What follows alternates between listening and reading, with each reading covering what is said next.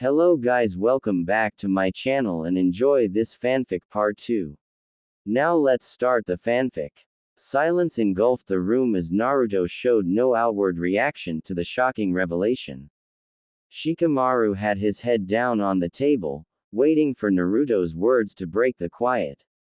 Shino had initially shown a reaction to the discovery, but he schooled his face back to normal. The blonde boy stared at the picture so intensely, it was as if he was trying to burn it with his eyes. What was he supposed to say after discovering the fact that his idol was actually his father? This woman is my mother and the Yondaime is my father.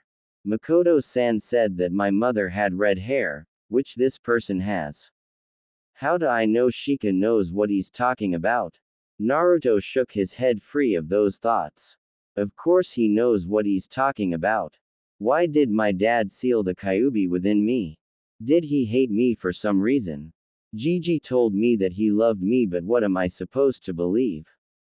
Naruto. I said Naruto. The Jinchuriki was broken from his stupor and looked towards Shikamaru, who had been calling his name. Do you want to talk about it? The Nara heir asked. Naruto was unsure of what to do. He obviously trusted his friends. The trust had strengthened further when they accepted that he was the Kyuubi's Jinchuriki. I'll go grab some tea, you want some Shino? Shikamaru got a nod from the Kikaichu user and left the room. Naruto collapsed back onto the tatami floor. Many things had occurred in such a short span. The Uchiha massacre, the revelation of the Kyuubi secret, and now the discovery of his parents' identities. Shikamaru came back a few minutes later, carrying a tray with 3 teacups on it. Each boy took a sip from their cups and quickly relaxed. Thank you for finding out for me, Shikamaru. Hokage Gigi told me that he would tell me their identities when I became a Chunin. I understand why now, since they probably made tons of enemies that would do anything to kill me, but I'm honestly glad that I was able to find out sooner. Naruto's words came out smoothly as a small smile spread across his face. What do you plan to do with this information, Naruto? Will you ask for your inheritance or choose to remain silent? Shino asked his friend. I honestly didn't even think about my inheritance until you mentioned it. I think I'll keep silent because I know I'm not strong enough to handle most of my parents' enemies. To get to me, they would target my closest people. There's no way they're going to attack the Hokage, so that means you too. Naruto explained, pointing to his friends. Troublesome. The Nara voiced his displeasure. Naruto and Shino laughed at Shikamaru. Instantly the pineapple-headed boy and the whiskered boy stared at the third boy in the room. Oh Kami, the world's going to end. Shino openly laughed at something. Naruto thought. Noticing the stares, Shino instantly returned to stoic face and stood up. He glared at them from behind his sunglasses. That doesn't leave this room, ever. Do you two understand? Shikamaru and Naruto caught the subtle threat that hung in the air. Well, you're right about one thing. No information is going to leave this room. Shikamaru said to ease the tension. They all nodded and left the room as if sensitive information wasn't discussed. Shino returned home for dinner while Naruto was forced to stay for dinner by Yoshino. 2 months later, Naruto ducked and weaved through buildings while trying to escape his pursuer. The blonde hid in the shadows and pressed his body up against a wall. Quickly catching his breath, he tried to think of an escape plan, but his thought process was interrupted. A kunai grazed his cheek and his assailant was situated directly above him. The boy fled the scene without looking back. He needed to get to the Hokage Tower as that was one of his safe havens. He ran into the crowd and quickly used henge to change into a civilian. He casually walked, blending in with the villagers. Naruto headed straight towards Training Ground 7, hoping to shake off his enemy by going by an alternative route. As he passed the grounds, ninja wire surrounded him and the disguised Naruto was tied up. Got you, Gaki. the assailant declared. A devilish smile was on his captor's face as she walked towards him. Her outfit did little to hide her modesty from the world. She wore a revealing attire that consisted of a mesh bodysuit and an orange skirt. A tan overcoat was worn loosely over her mesh suit. Her purple hair was styled similar to Shikamaru's. You almost had me. Too bad I'm too awesome to fall for your tricks. Your posture was more of a shinobi's than a civilian's.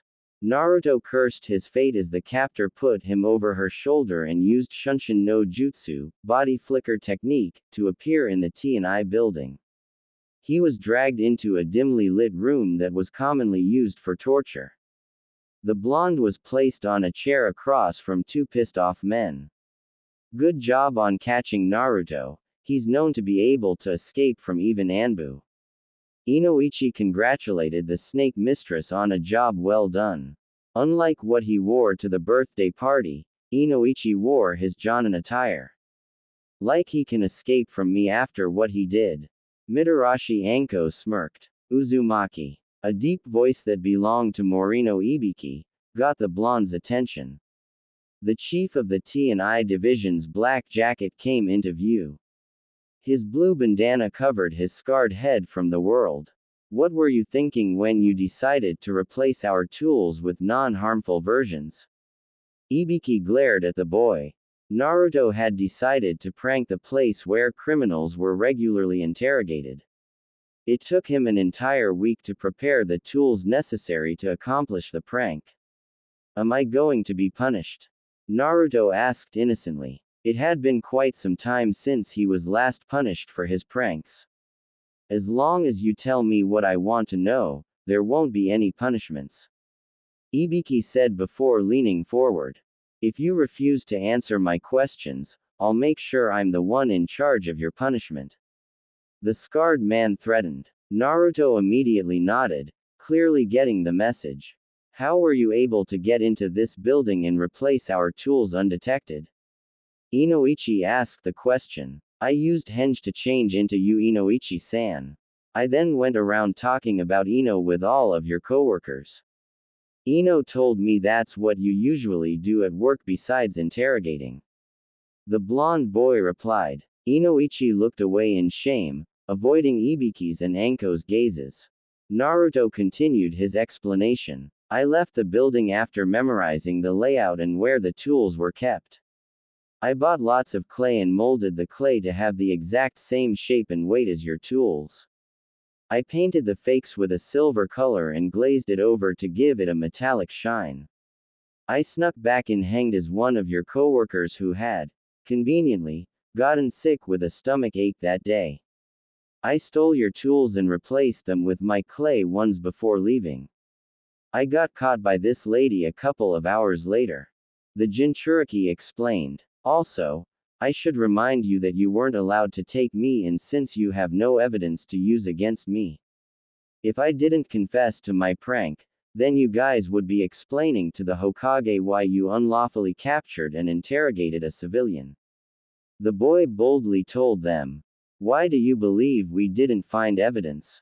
Inoichi asked since it was true that they didn't find any evidence. Easy. You didn't call Anbu to bring me in. Naruto replied with a smirk. The three interrogators had a huge headache thanks to the little blonde. No wonder no one attempted to capture him if they were even able to find him. Anko, untie him so we can get our tools back. Ibiki ordered as he rubbed his temples to soothe the pain of being outsmarted by a 10-year-old. No need for that. Nawanuke no Jutsu, rope escape technique. Naruto escaped from his bindings and pulled out a scroll. From the scroll, several instruments commonly used by interrogators came out. Gaki, you were able to escape this whole time? Anko asked, bewildered by the kid in front of her. Of course. You aren't the first person who had managed to tie me up. I just wanted to see what it would be like to get interrogated by professionals. Naruto answered while explaining his reason. Inoichi could clearly see that Naruto's thought process was completely different from a normal 10-year-old. Hey, You never did tell me what happened when you used the clay to injure your so-called victims. Anko decided to answer this question.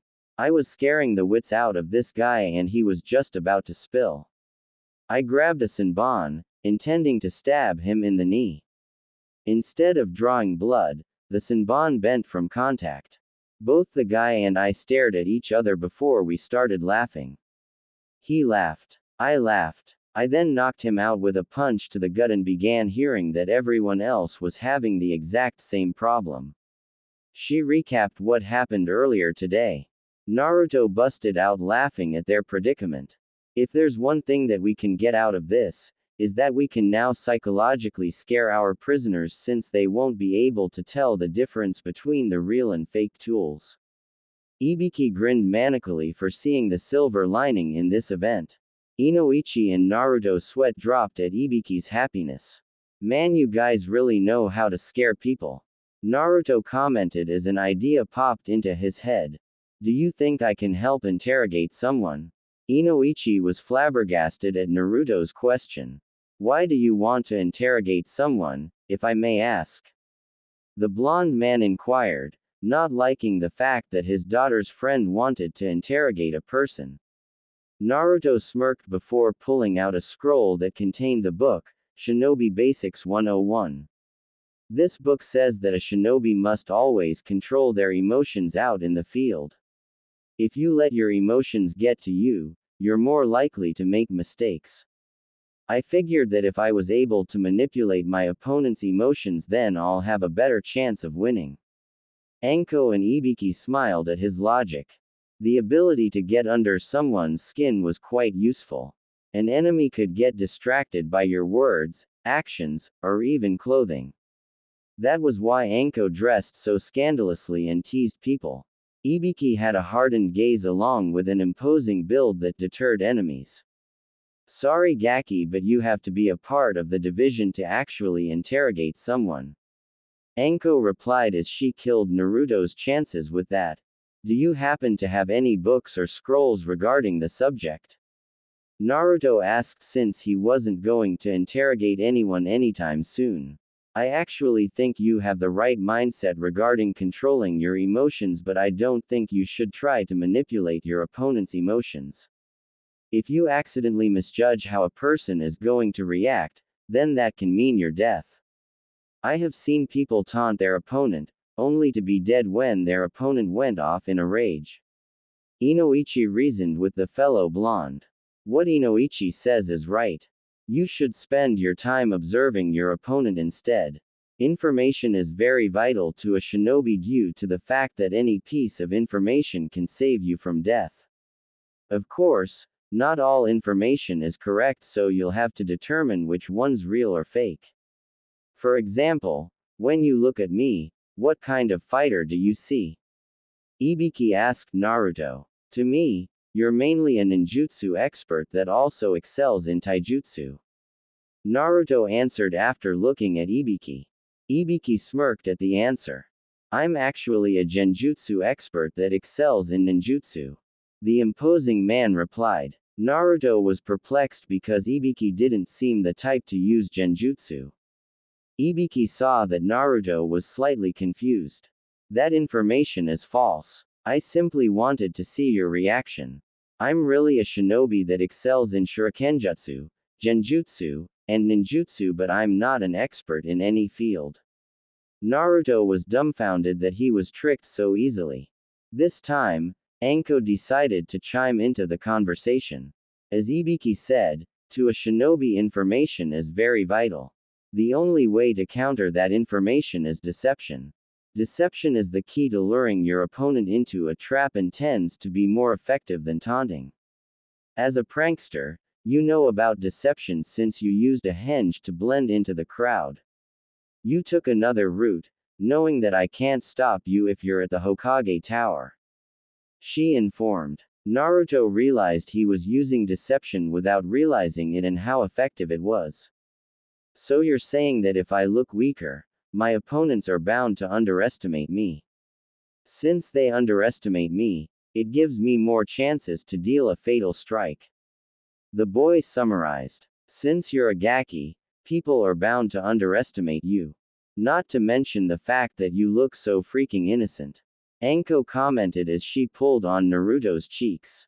The blonde boy pouted, which made Anko comment on cute he looked. Thank you for the lesson Ibiki-san, Inoichi-san, and Crazy Lady. You helped me learn an important lesson today.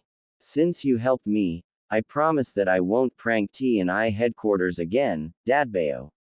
Inoichi and Ibiki sighed in relief while Anko was saddened. Ah, that means I can't chase you around town anymore. The purple-haired woman frowned. Oh well, I can always go play with the prisoners and my name is Anko, not Crazy Lady. Naruto snorted at her. Fine Crazy Lady, I'll try not to call you Crazy Lady. He sarcastically replied. Anko pulled out a kunai, which prompted Naruto to bolt the hell out of there. Wait Gaki, who told you that you can leave? Come back here. Anko shouted as she gave chase, leaving the two male interrogators by themselves. I feel sorry for Naruto. Anko finally found someone to play with. Inoichi said while Ibiki agreed on the sentiment. 3 weeks later, Yugao was heading to Dangoya to meet up with her friends. The Anbu Kunoichi was enjoying a rare day off from duty. Usually she would spend it with her boyfriend, Hayate, but he was away on a mission. This led to her having a rare girl's day with her friends. As she entered the dango shop, her eyes spotted a patch of yellow hair. Naruto-kun, what are you doing here? She asked the boy that had become like a little brother to her. It had been almost 3 months since Naruto came under the tutelage of Hayate. Hayate taught the blonde a version of the Konoha Ryu leaf style that relied on Naruto's stealth ability and mastery of the Kawarimi no Jutsu, Henge no Jutsu, and Kakurimi no Jutsu cloak of invisibility technique. The original Konoha Ryu used distractions and illusions to overwhelm the opponent. Naruto's version attacked the opponent's blind spots from various directions before hiding again. The boy had promptly called his sword style, Kgi Ryu, Shadow Quick Draw style. Yugao thought the name was fitting, considering that most of the attacks were those of the quick draw variety. While Naruto was learning the style rapidly, the sword style had a major flaw. As the objective was to hit and run before the opponent could counterattack, fighting in an open area with no places to hide proved to be a weakness. A straight-up fight wasn't ideal for someone of Naruto's skill set. Luckily Hayate had devised a way to avoid such a situation. Her boyfriend worked on his pupil's speed, acceleration, and ability to quickly draw out the wakizashi. Speed was primarily used to catch up to or flee from the opponent. Acceleration was for when Naruto was ready to attack and needed to close the distance. Drawing out the wakizashi was used when an enemy was able to catch him off guard or to attack swiftly. If he was able to draw his blade fast enough, the blonde would be able to defend or attack. Yugao would sometimes come by and help with the blonde's training. The Anbu woman told him about her and Hayate's past. She had gotten together with the sickly man due to the fact that she needed to know how to use a sword in order to enlist in Anbu. The Sandame had recommended Hayate as her instructor. Over time, they got closer and started dating each other. Since she saw Naruto almost weekly, they developed a sibling relationship.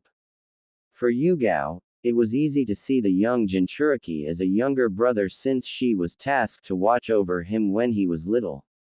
The same was true for Naruto as he also treated her like a big sister. It had gotten to the point where the purple-haired woman would scold Hayate for overworking her little brother. Of course Naruto came to his sensei's defense every time since he wanted Hayate to push him harder. Hey Yugao ne. Naruto greeted her. I'm taking a break from my studies. What are you doing here? Is it another date with Hayate-sensei? Naruto asked the Anbu woman. Yugao, I'm over here. A feminine voice called out to the purple-haired woman. The cat Anbu grabbed her little brother and dragged him to the booth where the voice originated. Kurenai, meet my little brother Uzumaki Naruto. Yugao introduced the Chunin to Naruto. The boy tried to escape from his sister's hold as he left his dango behind where he sat. Unfortunately, she was stronger than him, so he relented. The blonde turned to meet the red eyes of the raven-haired woman sitting across from them. Hello Uzumaki-san, I'm Yuahi Kurenai. I'm a friend of Yugao's. Kurenai introduced herself. She wore a unique outfit that seemed to be bandages that had a pattern of thorns on them. Underneath she wore a red mesh blouse with the right sleeve visible. The genjutsu user wondered why the name Naruto sounded familiar. She also recalled that Yugao didn't have any siblings. Nice to meet you, Kurenai-san. You can call me Naruto, if you wish. I don't particularly care about honorifics. The Jinchuriki replied. Now if you'll excuse me, I'll like to go back to eating my food. Which I was doing before someone dragged me away. He looked at Yugao, who seemed amused at his words. As he was about to get up, a certain someone walked into the establishment. Hey Kur-chan, Anko shouted as she spotted Kurenai. Shit, why in the heck is she here? Naruto cursed as he began panicking. The snake user walked over to the table. Who are you talk?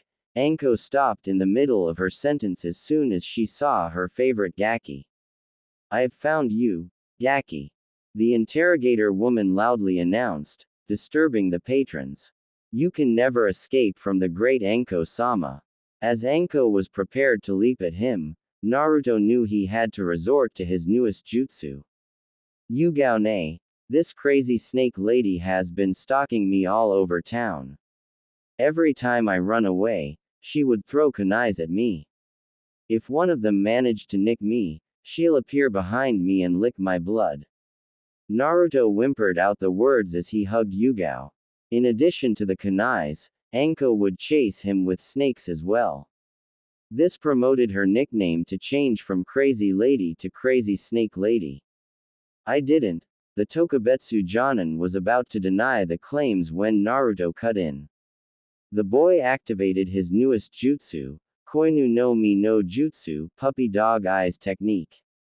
Turning his gaze up to meet the Anbu woman's eyes, he spoke in a scared voice. I'm scared Yugao ne, can you protect me? Naruto sniveled, tugging at the woman's heartstrings. Yugao melted instantly from her little brother's actions. She placed him behind her and patted his blonde hair as reassurance. An instant later, Yugao's katana was firmly pressed against Anko's neck. Anko, you have until the count of 5 to explain why you ally assaulted my cute little brother. The Anbu woman said as she leaked a small killing intent. Everyone gawked at the Kenjutsu user's words. Even Naruto couldn't believe that Yugao thought he was ally assaulted by Anko. Somehow in his protective older sister's mind, she had twisted his words. 1. Yugao started the countdown. Listen Yugao. First off, I didn't ally assault Gaki here. Second, the reason I was chasing him was because he pranked our department. I was the one tasked to bring him in. Anko explained rapidly. Yugao's blade slackened at her words, much to the relief of the snake user. The blonde boy wasn't going to have that, so he pressed his advantage once more. But Yugao ne, I already went and apologized for the prank. When I was leaving, she started to chase after me for no reason. Ever since, she's been following me around. Naruto whined to Yugao, but he was snickering inwardly. Anko couldn't believe it. The Gaki's freaking acting, but no one else knows that. You win this round, but I'm definitely going to get you back this. The Tokubetsu Jonin thought. Before Yugao can press the fellow purple-haired female for answers, the earth underneath them shook furiously. What in the world was that? Anko audibly voiced everyone's thoughts. An Anbu came out of nowhere and approached Naruto. Uzumaki-san, the Hokage requests your immediate assistance. It's of the utmost importance. The operative told the boy. Worried about his grandfather figure, Naruto dashed out of the restaurant and towards the Hokage Tower. So you're on Naruto duty today, Lynx. Yugao spoke to the brown-haired Anbu with the lynx mask. I'm wondering why you're still here when Naruto has already left. Her eyes narrowed at Lynx, causing him to flinch. The Lynx operative used Shunshin to flee from her wrath. As the Anbu left, everyone went back to their activities. The purple-haired Anbu walked back to the booth where her friends were sitting. Why do you have Anbu watching over your little brother? Kurenai asked as she wondered if Yuga ordered her subordinates to keep watch over Naruto. The Genjutsu mistress wouldn't put it past the Anbu captain considering how protective she was with him in the debacle with Anko earlier. It was originally a volunteer duty because of his status. Yugao whispered to the raven-haired woman. Kurenai was confused at Yugao's words when it clicked in her. Naruto was the name of the boy that contained the Kyuubi. I didn't even recognize him since he wasn't wearing that orange monstrosity. The Chunin confessed. Yugao stuck her tongue out in disgust as she remembered the horrible thing. He lost that thing over a year ago. Where have you been? The Anbu woman inquired. Anko snickered at Yugao's disbelief. The snake lady had just returned after retrieving a plate of dango. Don't blame Kur-chan. She has to keep up her persona of the Ice Queen of Konoha, so she typically ignores everything. Anko explained. Her snickering turned into laughter. Kurenai groaned at the title. I hate that name. I don't understand why people call me that. I'm a nice person and I don't ignore everything. The Ice Queen denied. Anko held up 3 fingers at Kurenai. 1. You've rejected every guy that has asked for a date. 2. You glare at anyone who does anything remotely perverted.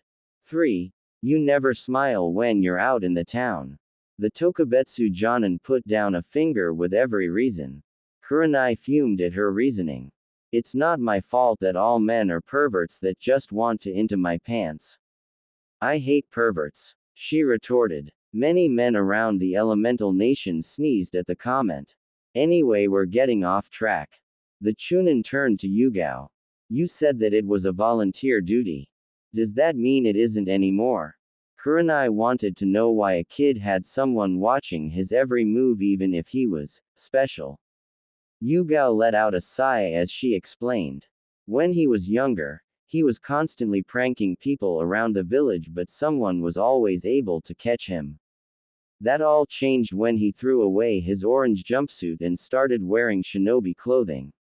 Ever since then, he has been virtually undetectable and began pulling pranks without ever getting caught. To make matters worse, whenever he pulled a prank, there wouldn't be any evidence left behind. Without evidence, he couldn't be accused of any wrongdoing.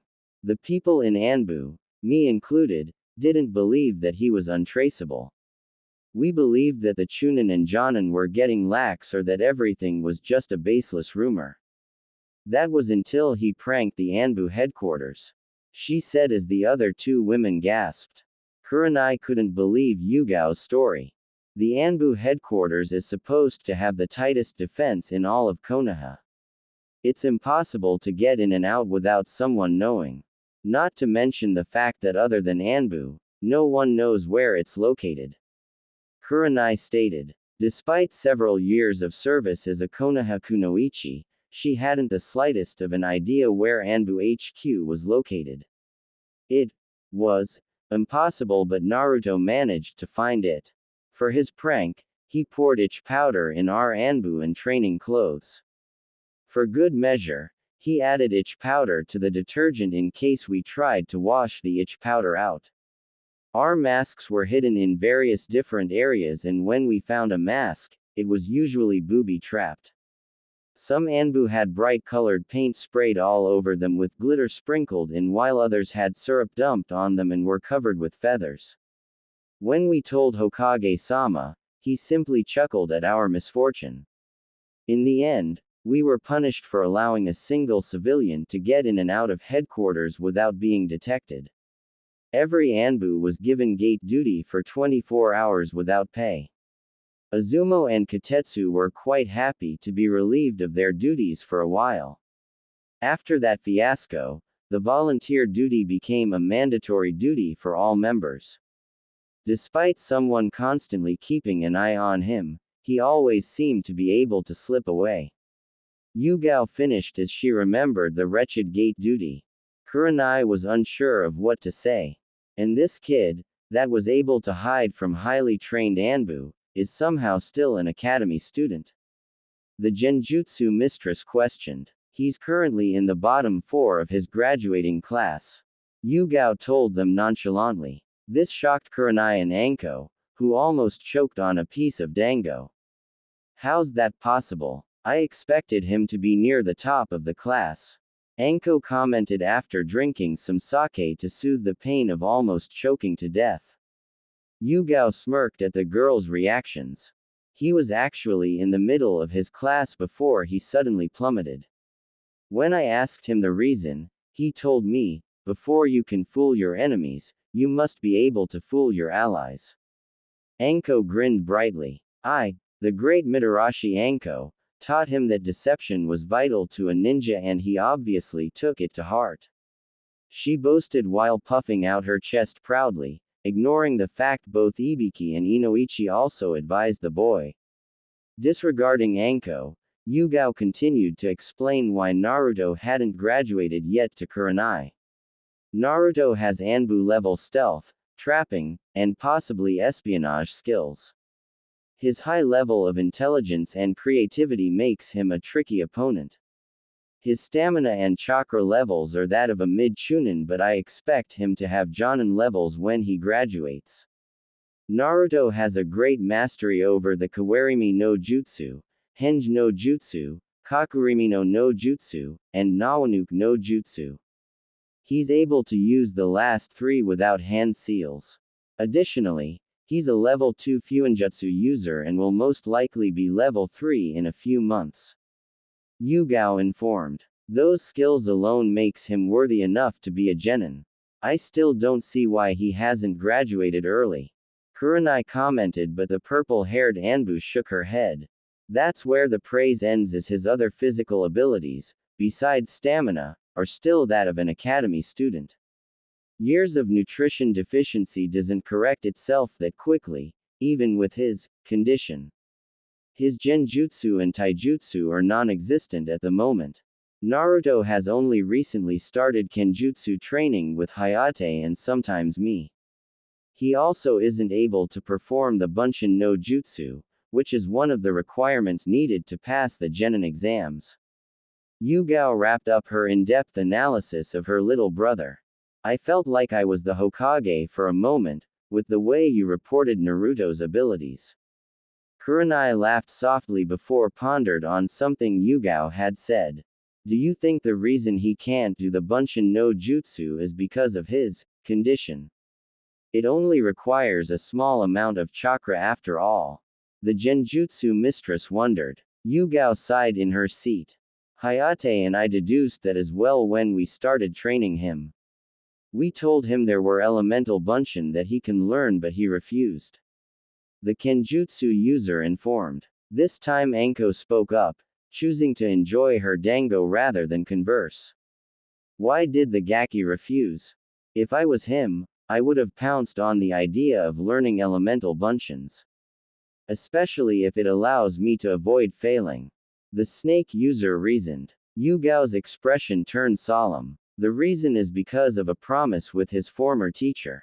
He promised her that he would master lower-ranked jutsus before going for higher-ranked jutsus.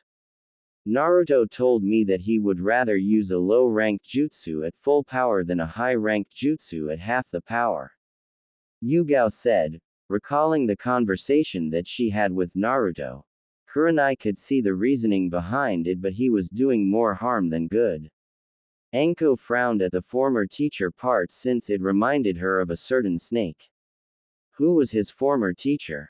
She must have been someone incredible for him to respect her so much. The genjutsu mistress inquired. It was the late Mikoto-sama. Yugao replied as she began wondering if she had the right to talk about Naruto's past with her friends. Sure, they had gotten close in the past few weeks, but he told her his past in confidence. Kurenai was shocked and easily saw why the blonde persisted with the Bunshin no Jutsu. If Naruto gave up, it would be like breaking one of the few bonds he had left of her. The booth was silent even though the rest of the store was loud and rowdy. Please don't tell this to anyone. I shouldn't have told you without asking Naruto for permission. Yugao pleaded to her friends. They nodded at the request. If it helps, why not tell him to make as many Bunshin as possible instead of the required 3? It should be easier since he won't be limiting the amount of chakra he uses. Kurenai suggested. Yugao nodded and said that she'll tell Naruto the next time she saw him. The 3 ladies continued to talk about different topics well into the night. With Naruto after he left Dangoya. As Naruto arrived at the Hokage Tower, he was greeted with craters on the floors and walls. The Anbu were on the floor knocked out while the secretary was shivering behind her chair. He raced past her, hoping his grandfather was safe from whomever that attacked. The boy busted the door open to see Jiraiya and Hiruzen, holding down a blonde lady. A black-haired lady holding a pig was off to the side, away from the men. Hokage-sama, are you alright? Naruto asked even though he could see the situation was under control. Oh yes, I'm fine Naruto-kun. Please come in and close the door. The Hokage smiled at Naruto's formal way of addressing him. The blonde boy did as told and watched as the 2 men slowly got off the blonde woman. Upon release, she gingerly stood up and looked into the direction of Naruto. Her blonde hair was tied loosely into 2 ponytails while her forehead had a unique diamond-shaped mark. Both her gray kimono and the green haori, which she wore over the kimono, were in a disheveled state as she walked towards her fellow blonde. Naruto's eyes were drawn to the green gem necklace around the woman's neck. Looking up at her eyes, he saw a mixture of emotion swirling in them. But the most prominent was that of remembrance. Have I seen this woman before? Only Gigi gives me that look when I visit, like he's seeing someone else in me. Naruto mused before recalling his parents. She must have known my parents. He concluded. Naruto, I want you to listen to me. Hiruzen spoke, drawing the boy's attention away from the woman. The person in front of you is Tsunade of the Sannin and also your godmother. Before you get mad at her, she didn't know that you existed until today. Jiraiya and I hid the truth from her because she wasn't in the right mindset to care for you. Hiruzen explained while nursing the bruises he got from his female student. You didn't know I existed?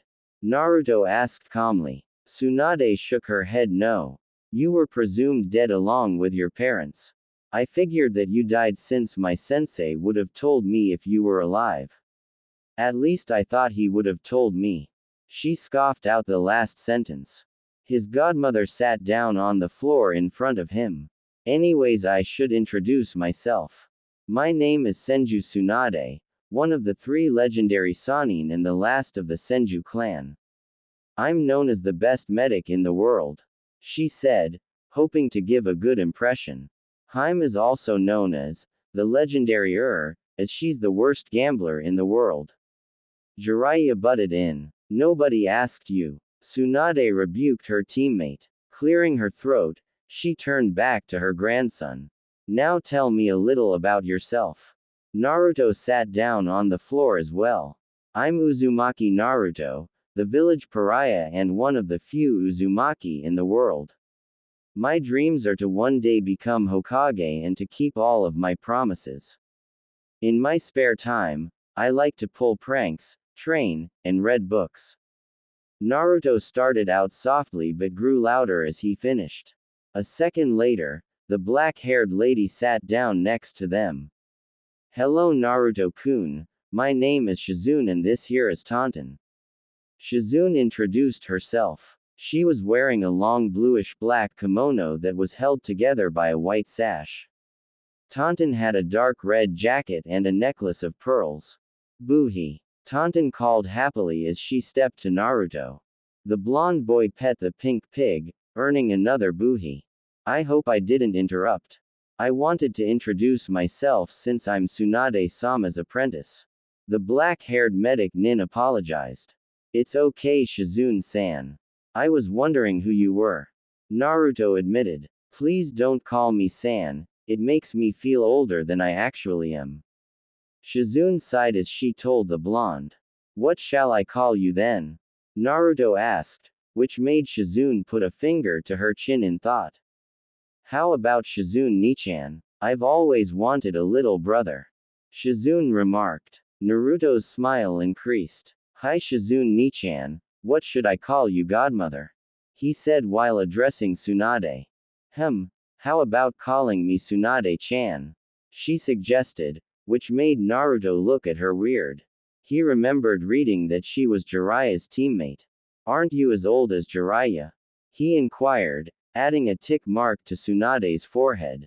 How come you look so pretty? Naruto asked, unknowingly saving himself from pain. Tsunade smiled warmly at the younger blonde's question. What you see is an advanced form of Henj no Jutsu along with a small Genjutsu. Tsunade explained. Naruto wanted to learn the technique as well but remembered that he had no experience with Genjutsu. Plus he still needed to find a way to perform the Bunshin no Jutsu. Can't I just call you Tsunade Bachan since it's easier for me? He questioned. The question earned him a light punch to his head from Tsunade. She nodded, nonetheless, to appease her godson. The three continued to chat, ignoring the two men in the room. Looks like we're being ignored, sensei. Jiraiya voiced to his sensei. Hiruzen smiled at the scene in his office. It's fine, I like seeing them like this. The Sandame replied. Jiraiya wished that he was a part of the group but he knew that Naruto didn't forgive him yet. Did you hear his introduction as one of the last Uzumaki? Hiruzen whispered to his student. Do you think he knows about his heritage? Nah, he probably read about his clan in some history book. Jiraiya presumed, which the Hokage nodded. Sorry to interrupt Naruto-kun, but can you take Shizune on a tour around the village? It's been quite some time since she's been in the village. I also need to talk to Tsunade about something. Hiruzen asked the young Jinchuriki. Naruto noticed that it must have been important, so he got up to leave with the black-haired medic. He was stopped when Tsunade hugged him. He looks like a mini Minato but he seems to have the personalities of both his parents. Tsunade thought as a few tears developed. She quickly wiped them away. He hugged Tsunade back before waving his goodbyes, leaving with Shizune and Taunton. As soon as they left, Hiruzen ordered an Anbu to take his comrades to the hospital. I really don't want to talk to you right now, sensei. I'm tired and need some rest. Tsunade complained to the Sandame. Tsunade, I need you to stay because it's of utmost importance. I wouldn't have called you back like this if it wasn't. I also intend to keep my promise regarding the medical program and your debts. However, that talk is for another day. Hiruzen replied, summoning another Anbu. Summon Dog and Lynx to my office immediately and I want the entryway to be cleaned up. He ordered. The Anbu nodded before leaving to perform his duties. A few seconds later, Dog and Lynx appeared in the room. You called Hokage-sama? The Anbu with gravity-defying silver hair asked. Hiruzen nodded to Dog and then to Jiraiya. The Toad Sage surveyed the room before activating his privacy seals. The reason I called all of you is because my spies en route has informed me that Danzo is meeting with Orochimaru early tomorrow in his underground base. The Sandame informed. Shock could be seen on Jiraiya's and Tsunade's faces. Dog and Lynx were also surprised at the news but their masks covered their expressions.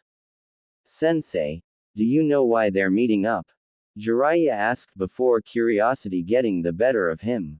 More importantly, how were you able to get a spy en route? Danzo has everybody under his control because of the cursed seal on their tongues. If anyone with the seal tried to reveal Root's secrets or Danzo's involvement, they would die.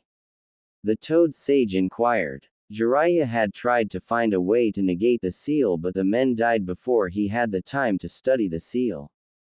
Hiruzen chuckled at his student's confusion. You're correct that a person with the seal cannot say anything, but what if someone was capable of transferring his mind into a body without the seal? The Hokage asked. Sudden realization struck the people in the room. Of course, a Yamanaka would be able to divulge the information to you while also being able to spy on Danzo. The Seal Master said in disbelief. Jiraiya couldn't believe he didn't realize such a simple bypass. Regardless, the reason that they're meeting up is unknown at the moment. The reason I called each of you here is because we're going to kill Danzo and Orochimaru for treason. I'll handle Danzo while Jiraiya will take on Orochimaru. Lynx, you will lead us to the base and direct us to Danzo. You'll then pair up with Dog to take down any Root members. I would have liked for you to spare them since they're simply following orders, but I know that they would come at you with the intent to kill. Retaliate in kind and make sure to flee if you're being overwhelmed. My spies will help when they see the opportunity. Tsunade, you'll stay here and get the hospital ready for us. During that time, you'll also be serving acting Hokage. Should something happen to me, you'll be my successor. Hiruzen explained his plan to the group. Tsunade wasn't happy with the plan. Why am I staying behind while you go off to battle? Sensei, I'm not a little girl that needs to be protected, I'm one of the Sannin. She said defiantly. Tsunade didn't like the idea of them going in without a medic. Tsunade, while you're correct in saying you're a Sannin, how long has it been since you actually fought? Her sensei questioned. Forget fighting, how long has it been since you've trained? As a medic, you know that sense is dull when not actively used. I've been training rigorously for over 3 months to get back in fighting shape, and I know Danzo has always remained in shape even after the war. Orochimaru and Jiraiya constantly hone their bodies during their travels around the elemental nations. Let us not forget that you've developed a fear of blood since the end of the war. The Sandaime said, watching her winch.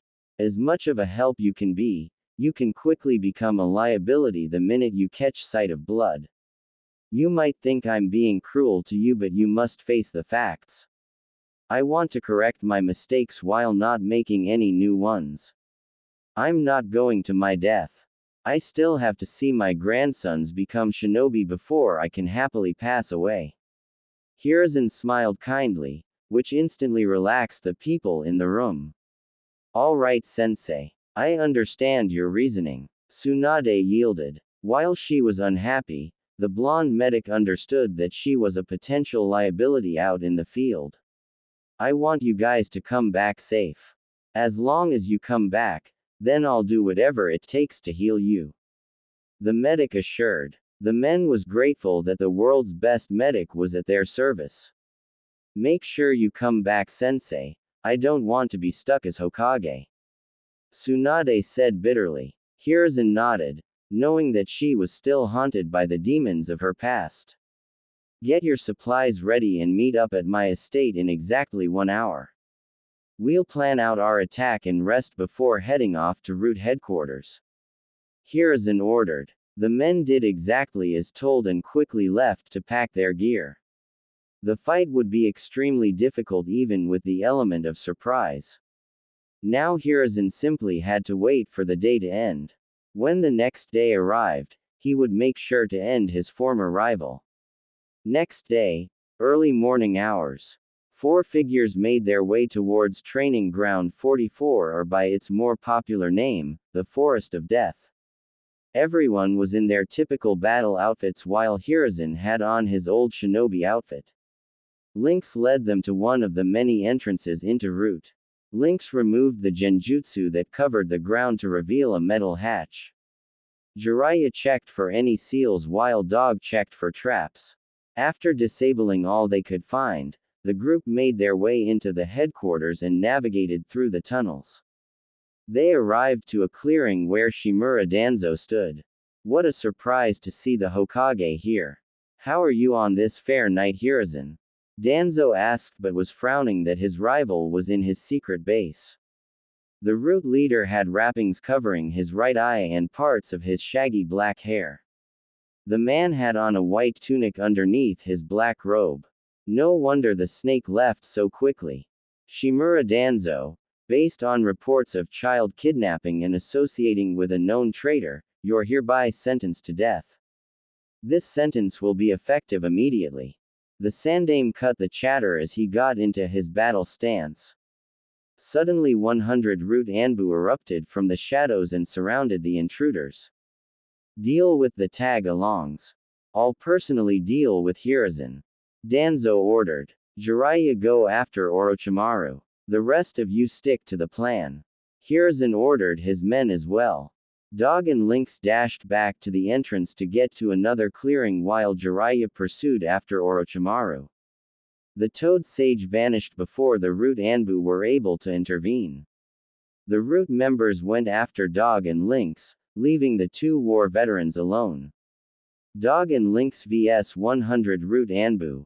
Dog and Lynx raced back to the entrance and activated the exploding tags that they placed as they fled. Bombs went off and the tunnel collapsed onto itself. Every Root member survived and quickly surrounded the two intruders. Mokuten. Ki-Ida no Jutsu, would release. Tree limb technique. Lynx sprouted tree limbs, hoping to capture or impale the Root members. 25 members fired off the same fire jutsu. Kaden. Enden fire release, fireball. They shouted together. The jutsus merged together, forming one huge fireball. The fireball turned the wood into ash and continued to head towards Lynx. Sweden. Sujinheki, water release, water encampment wall. Dog announced as soon as he was near Lynx. Dog's jutsu surrounded the duo and was barely able to withstand the attack. They heard a roar and turned around to see a Doryuden, earth dragon projectile, coming at them. Dog and Lynx was able to successfully dodge the attacks. They were entirely on the defensive and the enemy wasn't letting up. Raiden. Jabaki, lightning release, electromagnetic murder. Several Root Anbu shouted. Bolts of electricity came from every direction and neither Konoha Anbu had enough time to form seals for a jutsu. Mushi Kame no Jutsu, insect jar technique. A stoic voice called out. Insects surrounded the two Konoha Anbu and protected them from harm. After the technique died down, two young Root members stood next to Dog and Lynx. It took you too long enough. Dog said rather lazily, even though he was still surrounded. It was rather difficult to apply my Rinkaichu while everyone was moving around. However, you were able to buy enough time for me to infect everyone. The boy with the stoic voice replied to Dog. As if puppets with their strings cut, the other members of Root fell to the floor in agony. Many bodies twitched before finally succumbing to the microscopic insects. The young Root members took off their masks to reveal Yamanaka Fu and Aburame Torun. Torun fell down to one knee from chakra exhaustion. When the Hokage told us about the spies, I never expected you to be so young. Lynx voiced his opinion. When we were asked to join Root by Danzo's request, the Hokage gave us an espionage mission to discreetly spy on Danzo. Our abilities made it easy to access Root's secrets. Fu explained. Torun stood upright and steadied his breathing. Even the most secure places have insects within them. That includes Root headquarters as well. I am able to talk to other insects, which allowed me to spy on Danzo even though I am not a senior member. Fu would then proceed to enter my mind and memorize what I learned with his clan techniques. When we went on missions, Fu would go into the mind of a random civilian and relay the information to Hokage-sama. Good job you two, but you have new orders from Hokage-sama. You'll lead me to where the kidnapped kids are located. We'll then flee with them and get them treated at the hospital. This was originally Lynx's orders, but that changed when we collapsed the tunnel. Lynx, go assist Hokage-sama immediately. Dog relayed his orders. Lynx merged into the ground and quickly departed from the others. Follow me, Dog-san, Fu said, and the trio left, leaving behind the bodies of 98 dead Root Anbu. Hiruzen vs. Danzo. Hiruzen, it seems you've grown a backbone after all these years. I have to ask, what brought about this sudden change? Danzo spoke calmly. I changed when you ordered the Uchiha massacre despite my wishes. Now enough talk. Today I shall bring your life to an end. Hiruzen spat out before throwing 5 shurikens. Shuriken Kage Bunshin no Jutsu, Shuriken Shadow Clone Technique. Instantly the 5 shurikens multiplied to 25 and flew towards Danzo. Futen. Daitapa, Wind Release. Great breakthrough. Danzo released a current of wind that blasted the shurikens aside. Hiruzen, hoping to capitalize on the wind jutsu, released a fire jutsu. Kaden. Ryuka no Jutsu, Fire Release. Dragon Fire Technique. The stream of fire grew in size due to the wind jutsu.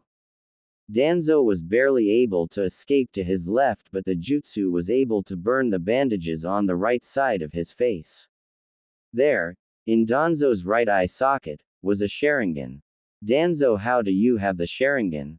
The Sandaime asked before drawing his own conclusions. Who did you kill to steal that? Hiruzen was furious at how low his one-time teammate went in order to obtain power. I acquired this eye before the Uchiha massacre. It was from a powerful shinobi. Too bad he escaped before I could take his other eye. Danzo informed nonchalantly. Hiruzen's eyes widened in realization. Shisui's body was never found when he had committed suicide. Danzo, you scum, what made you this power-hungry? The Hokage said in disgust. I thought you loved the leaf, yet you took an eye of one of our shinobi. Hiruzen was sickened by the man. Danzo laughed at Hiruzen. The laughter soon became manically before ceasing. I love Konohagakure, but I believe we belong at the top. Your pacifist ideals make the other hidden villages look at us as if we're weak. That's why I should be Hokage. Under my direction, Konoha would rise over those pathetic weaklings. Danzo replied. That doesn't justify your actions. We're Konoha shinobi who bear the will of fire. Our job is to mentor the next generation to someday replace ours, not for them to be used as mindless tools. The Hokage refuted. Hiruzen was beyond disgusting by this human, no this demon. Shinobis are tools that are meant to be used by their superiors. What's wrong with me using the tools to make me stronger? If I'm stronger then Konoha is stronger, it's as simple as that. Danzo said as if it was the most obvious thing. The conversation ended with that as both men went through hand seals. Danzo finished first and released his jutsu. Futen. Shinkuaha, Wind Release. Vacuum Wave. Danzo release arcs of cutting wind at Hiruzen's location. Hiruzen slammed his foot into the ground. Doden. Doryu Heki, Earth Release. Earth-style wall. A slab of rock rose in front of the Sandaime. The rock wall was overwhelmed by the wind attack and was sliced to pieces. This, however, gave Hiruzen enough time to dodge and slam his palm onto the ground. Kuchio's no Jutsu, Summoning Technique. Out of the smoke came Hiruzen's summon, King Enma. Not to be outdone, Danzo summoned his own summoning animal. A giant Baku rose from the smoke. Let's go Enma. Henge, Kongonyoi transformation, adamantine staff. King Enma changed into a black staff and was placed in Hiruzen's hands. Hiruzen charged and swung his staff at a variety of angles. Danzo was able to dodge due to the Sharingan's abilities. Eventually the Sandaime relentless assault was able to hit Danzo across the neck, making it snap. Danzo turned to smoke and was replaced by a piece of rock from Hiruzen's Doryu Heki. He used Kawarimi at the last possible second to replace himself with a rock. So that means he's currently behind me. The Hokage quickly thought. Danzo's summoning animal began ing in the air. Hiruzen was placed between Danzo and his summon. Fuden. Shinku Renpa, wind release.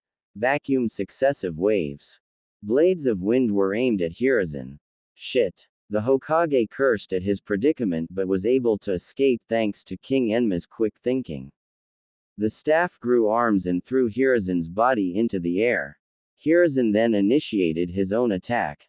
Kage Bunshin no Jutsu. Two solid clones appeared midair beside the caster. The first clone began his attack and was followed by the second. Sweden. Hahenryu water release. Tearing torrent. Raiden.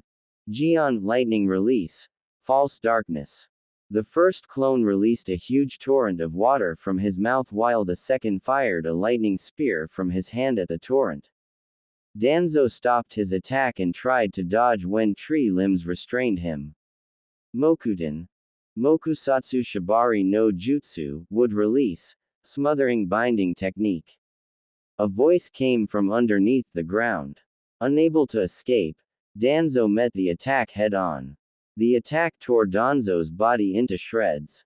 The two Bunshins in Danzo's Baku puffed out of existence. Just as Hiruzen landed, a kunai pierced through his heart. There stood an exhausted Danzo, with his Sharingan eye turned white. Just as Danzo smiled at his victory over his rival, he was struck through the chest. A staff had gone through him and the Hiruzen in front of him turned to wood, revealing a Moku Bunshin wood clone. Kino. 1. Danzo thought as he remembered the former root operative. Hiruzen pulled out the staff and Danzo fell to the ground. His life flickered in his eyes as his body was too weak to move. There was no monologue or rant on being Hokage. His dream on making Konohagakure stand above the other villages was gone. His quest was ultimately ended by the same man who took the Hokage seat from him. His eyes closed and the life of Shinobi no Yami, the darkness of the shinobi, was over. However, unknown to everyone, Danzo gave Orochimaru an order using Koto Amatsukami, the Uchiha's strongest genjutsu. The order was to surgically implant Uchiha's eyes along with the Shodai's DNA into Danzo's right arm. But just as the deal was done, Orochimaru fled with the eyes while promising the surgery another time. It was thanks to Hiruzen's intervention that the surgery didn't take place.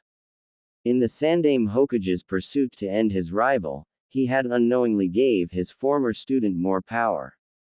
Hiruzen sat in his chair and replayed what had happened in the past month. He was hospitalized for 1 week as a precaution for minor injuries and chakra exhaustion. The defeat of Danzo caused quite a few of events to occur. Danzo's body was burned after it was announced that he was a traitor. Most didn't believe that such an esteemed elder could be a traitor, but when evidence of him collaborating with Orochimaru came to light, there was no protest to the burning. Jiraiya was unable to track Orochimaru's slippery trail, which seemed to disappear into thin air. Unable to find him in the darkness, the Toad Sage went back and reported to Hiruzen. The Hokage ordered a widespread search for possible tunnels or caves that could lead out of the village. The shinobi were able to find several deserted labs, but none of them led outside the village. Jiraiya then left the village, hoping that his spy network would aid him in finding where the snake hid. Danzo's route was secretly kept in operation, but this time under the guidance of Lynx, aka Tenzo, who was named route commander. All route shinobi that were loyal to Danzo were executed for treason. The others surrendered and were admitted into T&I. Documents regarding Route's activities were collected for Hiruzen to review. It was amazing that Danzo had put his plans and dealings on paper. Some of the stuff the man had done was frightening. It clearly showed how much he strayed from the right path. He was involved with Hanzo the Salamander to quell a Megacure's rebellion, in hopes that Hanzo would help him invade Konohagakure so Danzo could be Hokage. He gathered, against their will, young children to be put in his program. He would even kill the parents if the child had potential to be used as a weapon. Danzo even made children kill each other to get rid of their so-called useless emotions.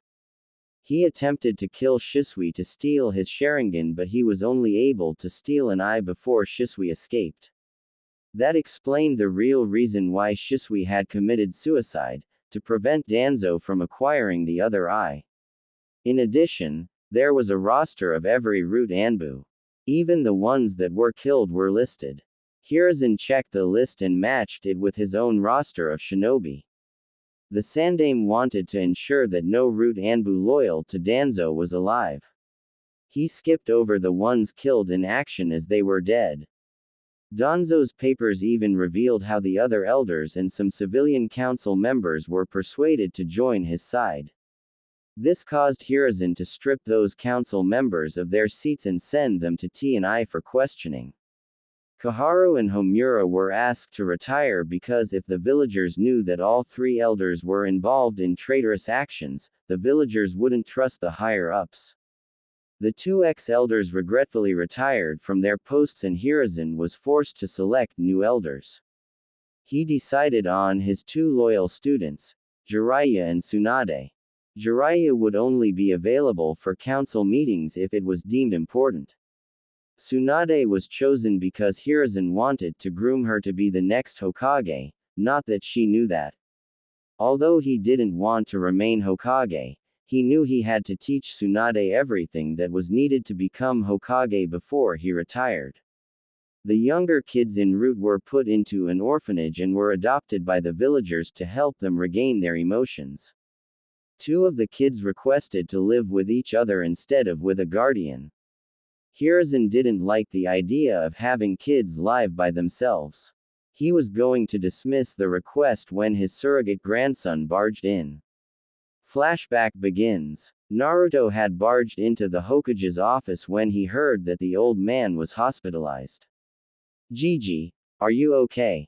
Naruto asked, ignoring the fact that Hiruzen was with company. "As you can see, Naruto-kun, I'm in good health.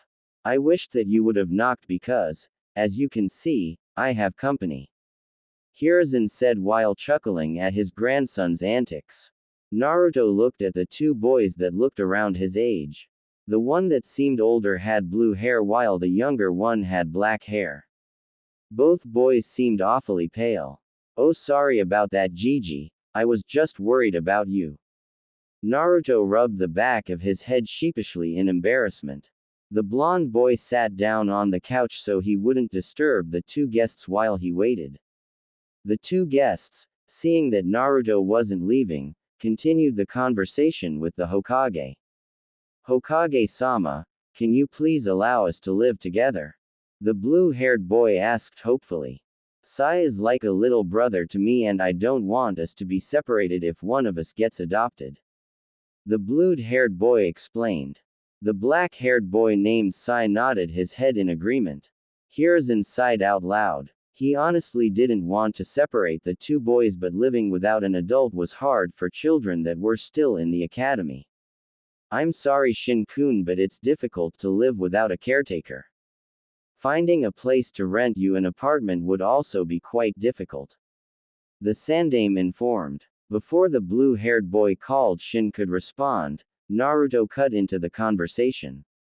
"Gigi, they could live in my building since no one else lives there besides me," the young Jinchuriki commented. The two boys looked at Naruto as if he was the savior to their problems. Naruto began pressing Hiruzen even more. "Plus, they'll have an orphan stipend until they graduate from the academy, which should be more than enough to live by. I really hope you don't separate family just because they don't have an adult to take care of them. Look at me, I've turned out just fine even with my circumstances." Naruto stressed the word circumstances, hoping to guilt-trip the old man. Naruto's plan worked as Hiruzen felt remorseful for not taking care of Naruto better. The Hokage took a puff from his pipe before blowing it out. Fine, you'll have your wish. The Sandaime said. The two boys looked at each other and smiled. But you'll need to pay rent and attend the academy to become a shinobi. Hiruzen smiled as he thought the conditions were too lenient, but he didn't feel like facing Naruto's wrath. Flashback ends. It was later reported that Shin had a life-threatening medical condition. Normal doctors were unable to pinpoint the reason for his disease and a way to cure it. Luckily, Tsunade wasn't a normal doctor and had seen such a disease in her travels. She was able to successfully cure him and he no longer had to worry about dying from the disease. The medic program that Hiruzen had installed at the hospital not only helped the academy students but the doctors as well. The doctors were better equipped to handle more difficult injuries and diseases, thanks to Tsunade's guidance. The students were taught basic medical techniques like how to use a first aid kit and other simple things that could help a wounded shinobi in the field. Tsunade refused to teach medical ninjutsu to the students because it required good chakra control. She also believed that they needed to be at least genin for them to be worth her time. Hiruzen agreed as chakra control was something their Jonin sensei was supposed to teach them. Hiruzen spun his chair around to face the picture of Minato. I hope I'm doing you proud, Minato. I'm slowly but surely fixing my mistakes. Hopefully I can take care of my greatest mistake before I pass on. The evening sun shined on Hiruzen's rock face on the Hokage monument. Hiruzen smiled as if Minato had asked the heavens to give Hiruzen an answer. 2 years later, Naruto sat on the swing as he watched students walk out of the academy to their parents with their Hitai-8. Of course, Naruto didn't receive his Hitai-8 like the others. After all, he was taking the Genin exams next year. The blonde was actually waiting for Shin and Tenten to come out. Sai, wearing all black shinobi clothing, was sitting next to him on his own swing. He had gotten close to his neighbors and they were like a family. Shin was the oldest, Naruto in the middle, and Sai the youngest. When they had first met, Shin was like Naruto in some ways. Both were hyperactive and loud, but Shin was more absent-minded than Naruto was. Shin would sometimes stumble into things because he would be thinking about other stuff. Sai was the reserved one of the trio. He preferred to draw or read books. He and Naruto shared a common interest when it came to books. Sai was very impressionable, due to the fact that he would take anything a book would say as advice. He had once read a book on nicknames, which stated that giving people nicknames was a sign of friendship. That next day, Sai gave everyone in class a nickname based on their appearances and personality. Naruto had to stop Sai's frankness because he kept saying mean things unintentionally. The blonde had to give his younger brother a book on manners to stop him. Sai apologized, but the damage was already done. Now everyone saw Sasuke's hair as a duck's butt. Strangely enough, Sasuke's fan club seemed to increase after the incident. Sakura now took out her wrath on Sai, instead of Naruto, after Sai had called her Howler Monkey. Only Sai would dodge her attempts and the pinkett would hit whatever was near Sai instead. She was scolded by Iruka after she broke too many chairs. Naruto's affections for the pink-haired girl had decreased due to the fact that he was constantly training. Most of his time was used to hone his skills or to pull pranks. After a while, he no longer saw Sakura as anything more than a classmate. He attributed his liking of Sakura to the fact that he thought of Sasuke as a rival. The blonde still considered Sasuke as a rival, but he didn't voice it. He tried to befriend the raven-haired boy like he promised Mikoto. Despite multiple attempts to strike up a conversation, Sasuke would only reply with grunts. The Jinchuriki really wanted to be friends with the Uchiha since they both understood what it was like to lose a family. Mikoto and Itachi were as much of a family for Naruto as they were for Sasuke. He eventually gave the raven-haired boy space after Sasuke said that he refused to associate with a loser like Naruto. While disheartened by the Uchiha's comment, Naruto didn't mind as he had a group of friends. Shikamaru would invite him, and by extension Shin and Sai, to dinner at the Nara compound. Yoshino quickly warmed up to the two boys and constantly doted on them like she did with Naruto. At first, they loved the attention since neither had a mother. But before long they understood that Yoshino's affection was troublesome. Naruto was now able to beat Shikamaru in shogi but still lost 4 out of 5 times. Shin was too impatient for the game while Sai preferred to draw. The blonde felt confident enough to challenge Shikaku, only to be beaten to the ground in a few moves. The Nara heir smirked as he knew his dad was a difficult opponent. Ino and Choji would often come over to play as well. Choji was quick to open up to Shin and Sai after he saw that Shikamaru had done the same. Naruto's and Choji's eating contests were constantly going back and forth with the Akamichi currently in the lead. Naruto started to train with the big boned boy at Shikamaru's request. The Nara heir figured that this generation of Ino Shika-cho would likely be placed on the same team. Shikamaru wanted the plump boy to get stronger so that he could do less work. The Jinchuriki knew that Shikamaru just wanted to make sure Choji could handle himself in a fight. Ino, on the other hand, didn't like Sai at all. After Sai had called her blonde howler monkey, she was displeased that she was compared to Sakura. The two girls would constantly fight or scream at Sai, much to the annoyance of the class. The pale boy ignored them while smirking, making Naruto swear his little brother was sadistic. Ino was on much friendlier terms with Naruto and Shin.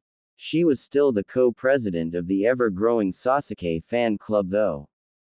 Hinata had become more outgoing and she stuttered less. The Hyuga girl started to gain confidence from sparring with Naruto. The blonde finally asked why she constantly stalked him every day. She fainted on the spot as Sai came to get Naruto for dinner. She was nicknamed Closet Pervert, courtesy of Sai after the event. Naruto, hoping to not hurt her feelings, told her they were just friends and that he didn't plan on being in a relationship anytime soon. Hinata was disheartened but settled with being a friend. The Hyuga heiress hoped to get stronger to impress both her father and Naruto. Kiba and Akamaru had a strange kind of friendship with the blonde. Akamaru would actively greet Naruto and his friends and was rather close to Naruto. Kiba, on the other hand, refused to associate with the Jinchuriki for some reason. Naruto later found out from Ino that Kiba had a crush on Hinata but she only paid attention to Naruto. Kiba apparently wanted to be friends with Naruto but his pride got in the way most of the time. Shino was Naruto's best friend of the entire group. Although he was great friends with Shikamaru, the Aburame boy understood him better. They were both disliked by most of the populace because of what they carried. Naruto was scorned because of the Kyuubi while Shino was stared at with disgust because he carried Kikaichu in his body. The blonde would often visit the Aburame compound and was generally accepted by the clan. Naruto even met Shino's childhood friend Torun, who had recently came back from a long-term mission. Tenten was Naruto's best female friend. They constantly spar and train together. Naruto taught her Fuinjutsu to incorporate with her fighting style while Tenten worked with Naruto on his Kenjutsu. She quickly became friends with Yugao after she found that the Anbu woman also loved weapons, even if it was only swords. Tenten was ecstatic to meet her idol, Tsunade, but was extremely disappointed when she had met the drunkard. From that point on, Tenten only admired Tsunade's beauty and skills as a kunoichi. Naruto wanted to tell her about the Kyuubi but was afraid how she would react. She was his first true friend and he trusted Tenten. But unlike with Shino and Shikamaru, Tenten was directly affected by the actions of the Kyuubi. He didn't know until the brunette told him about her past. The Kyuubi had killed her parents, leaving her an orphan. Kaguya and Tara had adopted the girl afterwards. Naruto was scared that he would lose her when he revealed the truth. Meanwhile, Naruto's skills were progressing at a nice pace. He had finally succeeded in using the Bunshin no Jutsu after receiving Yugao's advice. He made 70 clones, instead of the required 3, and they didn't come out deformed. The blonde boy was able to use his other jutsus without hand signs after his older sister had pointed it out to him. Yugao told him about chakra memory, which was similar to muscle memory. After using one jutsu multiple times, the body was able to remember how much chakra was needed and how it was molded to activate the jutsu. Hand signs were a way to make the body learn the jutsu faster and to stabilize the jutsu.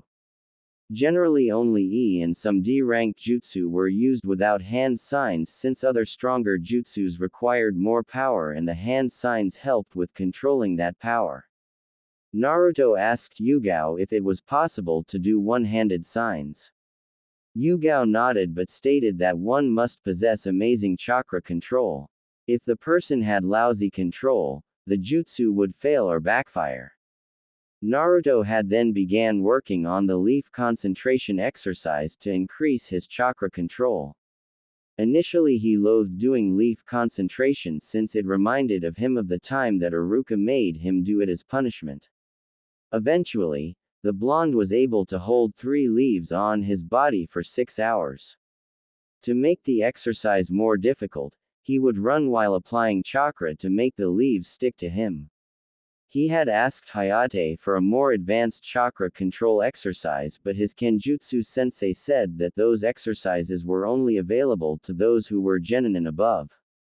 Hayate was cured of his coughing problem thanks to Tsunade's medical expertise.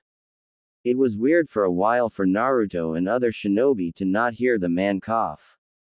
Yugao became even more infatuated with his sensei now that he was cured and at one point, he didn't see them for an entire week. Naruto's training in Kgi Ryu was progressing thanks to the help of Hayate and Shizune. Shizune taught him human anatomy and where the pressure points were located. Using that knowledge, Hayate instructed Naruto on how to strike those areas with his sword. Thanks to his constant training, Naruto's physical abilities was now comparable to most of his classmates. He had now possessed high Chunin stamina. His strength was near the lower half of his classmates as his skill set didn't rely on strength. He wasn't exactly sure where he stacked up against his classmates since he never went all out. He did know that he was weaker than Shin and slightly stronger than Sai when going at full strength. The 3 boys often sparred without holding back. They told him about the old Root program and Naruto remembered that he was also recruited by Danzo when he was younger. They were instructed by Hiruzen to not garner too much attention since their skills were that of a high genin. When Naruto was ready for level 3 in Fuinjutsu training, he sought out Jiraiya for training. The Hokage told him that the Toad Sage had left on an important mission. Naruto sighed and wished he had talked to Jiraiya earlier even if his godfather was a pervert and Anthat left him alone for 8 years. After all, his father and mother made him his godfather. He must have been important to at least one of them. Naruto hoped that his Jonin sensei would be able to teach him taijutsu, maybe even genjutsu if his chakra control got better. Just as Naruto finished musing, Shin and Tenten walked out of the building. Shin was wearing all black Anbu clothing from top to bottom. Naruto had suggested outfit changes for both Sai and Shin but they refused. They were used to wearing Anbu clothing because of their time en route. Shin's Hitai 8 was wrapped tightly on his left bicep. Tenten wore a pink kipao blouse as her top and dark green pants covering her legs. Her hittai was tied to her forehead with the cloth being a darker shade of blue than her shinobi sandals. The quartet quickly left and went to Tenten's house for a celebration for the two new Konoha ninja. Tenten hoped she had a cool sensei and team. Naruto already knew that Shin enlisted in the new route program since he had many comrades there. The requirement for joining the route program was unknown since it technically didn't exist. Shin was allowed to enroll because he was a part of the old program. The new route ninjas were trained in espionage and were usually on missions outside the village. This allowed the Anbu to concentrate their forces inside the village. Route Anbu even served as backup members on difficult missions or when a squad requested reinforcements. The program was only known to Chunin level and higher shinobi. It was kept from public knowledge to ensure that there wouldn't be any backlash. Sai had wanted join at the same time as Shin, but the oldest brother urged him to spend more time with his friends. Sai nodded, promising to join after he graduated. Naruto preferred not to join because he wanted to be Hokage. Since Root mainly worked in the shadows, his mission records wouldn't be publicly known. There was no way the villagers would accept him as Hokage if they didn't know of his accomplishments. Plus he doubted that would enjoy staying away from the village, where most of his friends were. The families of the new graduates celebrated as their kids had joined the ranks of Konohagakure shinobi. In another year, Naruto would also be a genin. 10 months later, Naruto was jogging around the village in the early morning hours when he spotted two silhouettes from a distance. As he got closer, he saw two males walking on their hands. It was hard to miss them due to the fact their outfit was green spandex. The only redeeming feature of the outfit was the orange leg warmers, at least according to Naruto.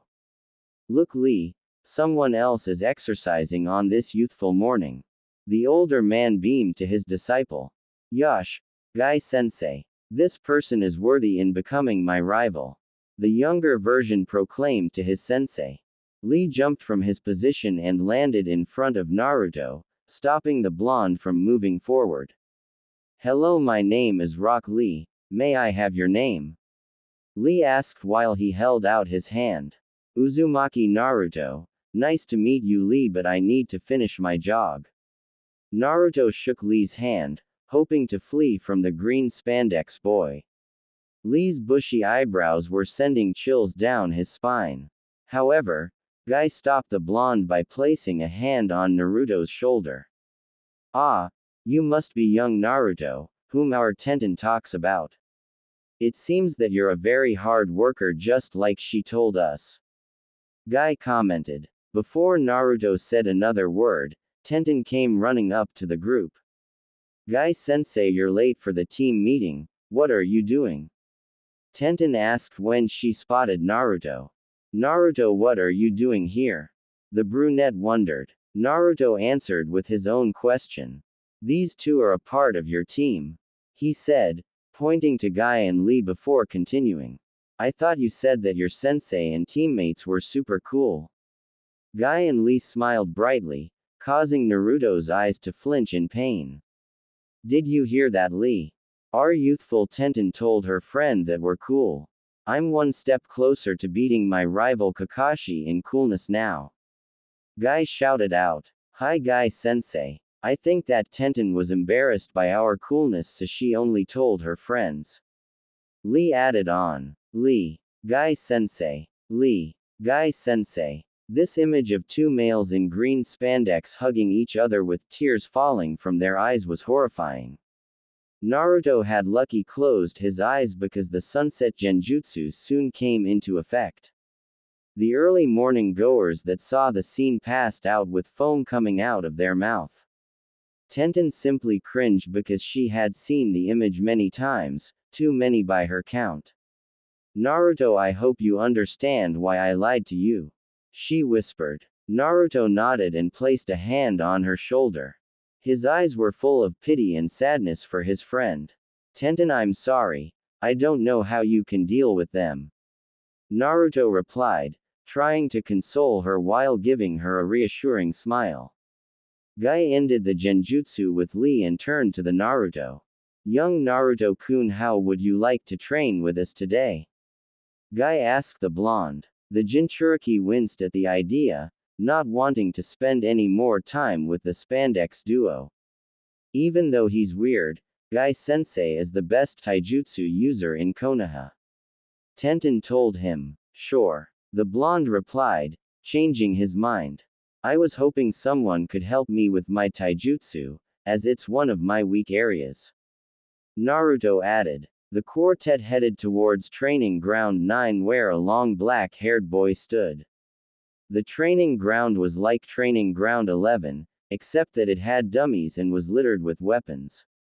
I keep telling Tenten to pick up her weapons after she's done with them, but she never listens. Naruto thought in his head. Guy-sensei, I wish you would inform me and Tenten if you're going to be late. The boy said to Guy, annoyance evident in his tone. Naruto noticed that the boy oddly resembled Hinata. Most likely a Hyuga, seeing as the boy wore a khaki shirt and dark brown shorts. Bandages were wrapped around his right arm and right leg. The blue shinobi sandals on his feet completed the outfit. That was unyouthful of me, Neji. I'll be here on time from now on. If I'm not, I'll run 1,000 laps around Konoha on my hands. Guy announced, much to the disdain of the people nearby. Anyways, are we going to train?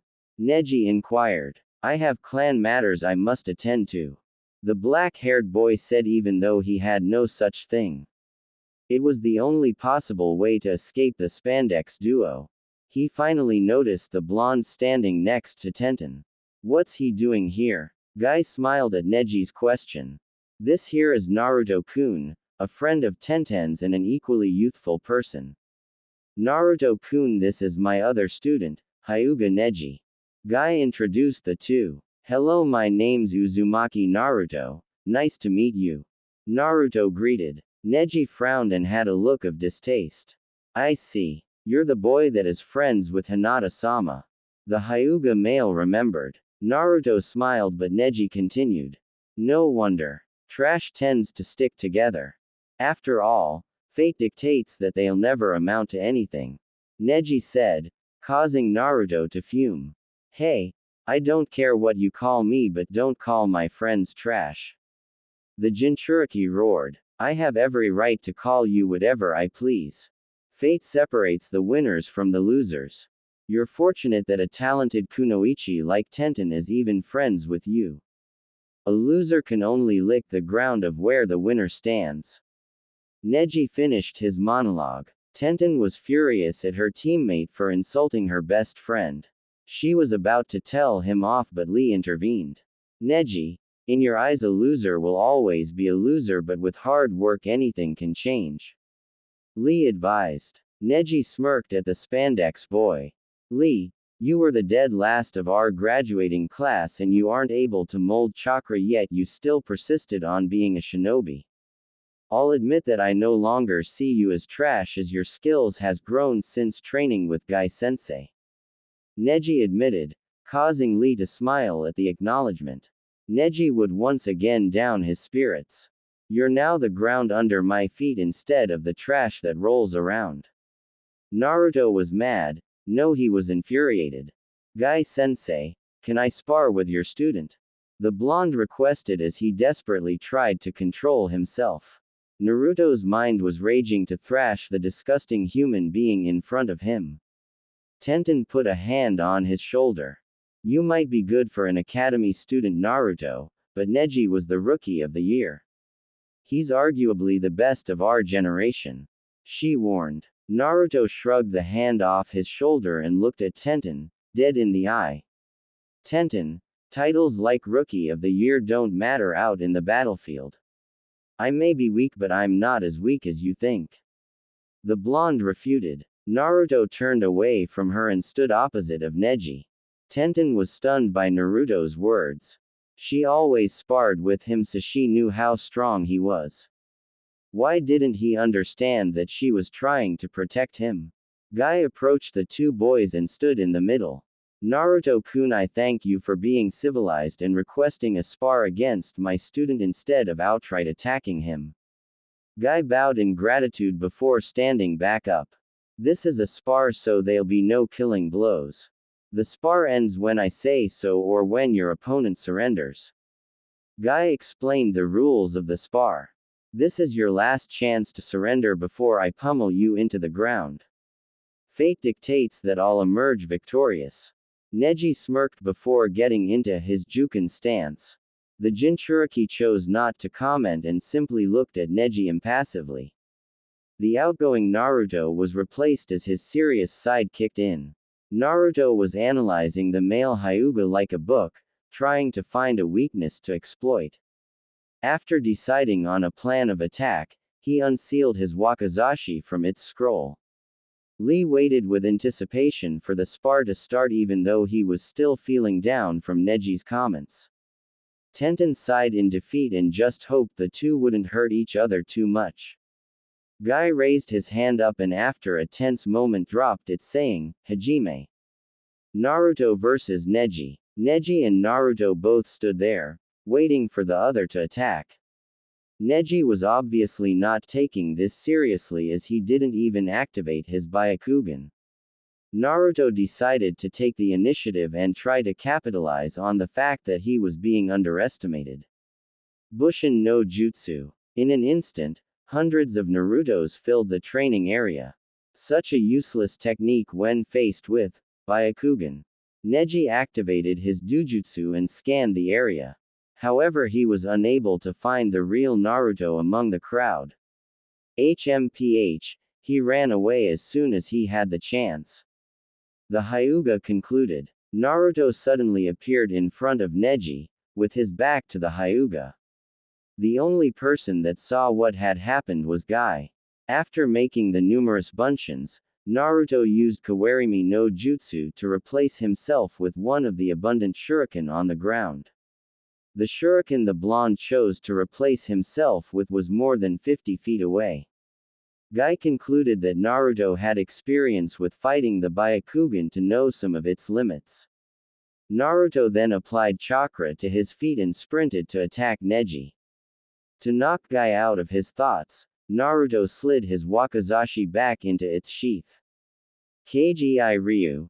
Makajuki, Shadow Quick Draw Style, Crescent Moon. The Jinchuriki whispered out. When the blade was fully in the sheath, blood sprayed out from all over Neji's back. A crescent strike was etched into his back and red liquid was dripping out of the wound. You shouldn't have underestimated me. If we were allowed killing blows, you would be dead right now. Naruto said with no outward emotion. Tenten had never seen her friend like this before. Every time they had sparred, there was always a smile on his face. Is this how strong he really is? Tenten thought while observing the spar. Neji panted before gathering his breath. So even a loser can injure me, I'll make sure you'll never hit me again. The Hyuga arrogantly commented even though his back was dripping blood. Naruto put his hand up to activate a seal. Neji saw this and noticed that there was a paper seal on his back thanks to Byakugan. Looks like you've noticed my seal on your back. Naruto said as he smiled at Neji. Too bad you noticed it too late. You lose, Neji. Naruto activated the seal and light surrounded Neji. The male Hyuga was blinded by the sudden light, forcing him to deactivate his Dujutsu. Kgi Ryu. Sabama no Mure, Shadow Quick Draw Style, Swarm of Swallows. Naruto rapidly slashed Neji's body dozens of times. When the light dissipated, Naruto was slowly sheathing his blade while Neji stood there frozen. As soon as the wakizashi returned into its scabbard, red liquid splattered into the air. Naruto bent down to face Neji, who had fallen to the ground. This so-called trash just defeated you. If what you said was true, then what are you now that you lost to trash? Your so-called fate didn't help you win even though you said it would. You said that fate dictates life, Then why not change it? You didn't try to change it because you're a coward. You took the coward's way out and wallowed in self-pity and arrogance. Naruto then got up and apologized to Guy for hurting his student before leaving the training ground. Neji laid there with his face on the ground, thinking about Naruto's words. Guy sat down next to his defeated student. Neji, everyone here believed that you were strong, much stronger than Naruto-kun. Guy comforted the Hyuga. The only one who didn't believe that was Naruto-kun. He was able to beat you because you were arrogant and underestimated him. I hope you learned an important lesson today and think about the words that he told you. Guy said in a serious tone, unlike his usual exuberant self. Is it possible to change fate? He was obviously weaker than me, yet he was able to win. I may not know if fate could be changed, but I'll at least try from now on. Neji thought as he reached a self-realization. Hi Guy sensei. Neji said with a rare smile on his face. Yosh. I'll also make Naruto-kun my eternal rival. Lee shouted at the top of his lungs. The spandex duo then carried Neji to the hospital, but not before telling the stunned Tenten that she had the rest of the day off. Guy also told her to tell Naruto that he was welcome to join in their training. Tenten nodded before running off to catch up to her best friend. The weapon mistress didn't need to run far as Naruto soon came into view. Naruto, wait a minute. The brunette shouted as she grabbed Naruto by the arm, stopping him from going any farther. Naruto's eyebrows arched up in confusion. What's up, Tenten? Naruto asked his friend. What was all of that, Naruto? I've never seen you move like that before. Tenten asked, since every time they had sparred, Naruto never displayed such skills. Well, to be honest, I didn't want to attack the stick-up that Neji like that. Naruto rubbed the back of his head in embarrassment. He made me so mad for insulting my friends. I don't care if he talks about me, I'm used to it. But when he talks about my friends, it's a different story. So I wanted to pummel him and make him regret it. Those attacks are mainly used to severely injure or kill my opponent. I would never use them against my friends. The blonde admitted to his best female friend.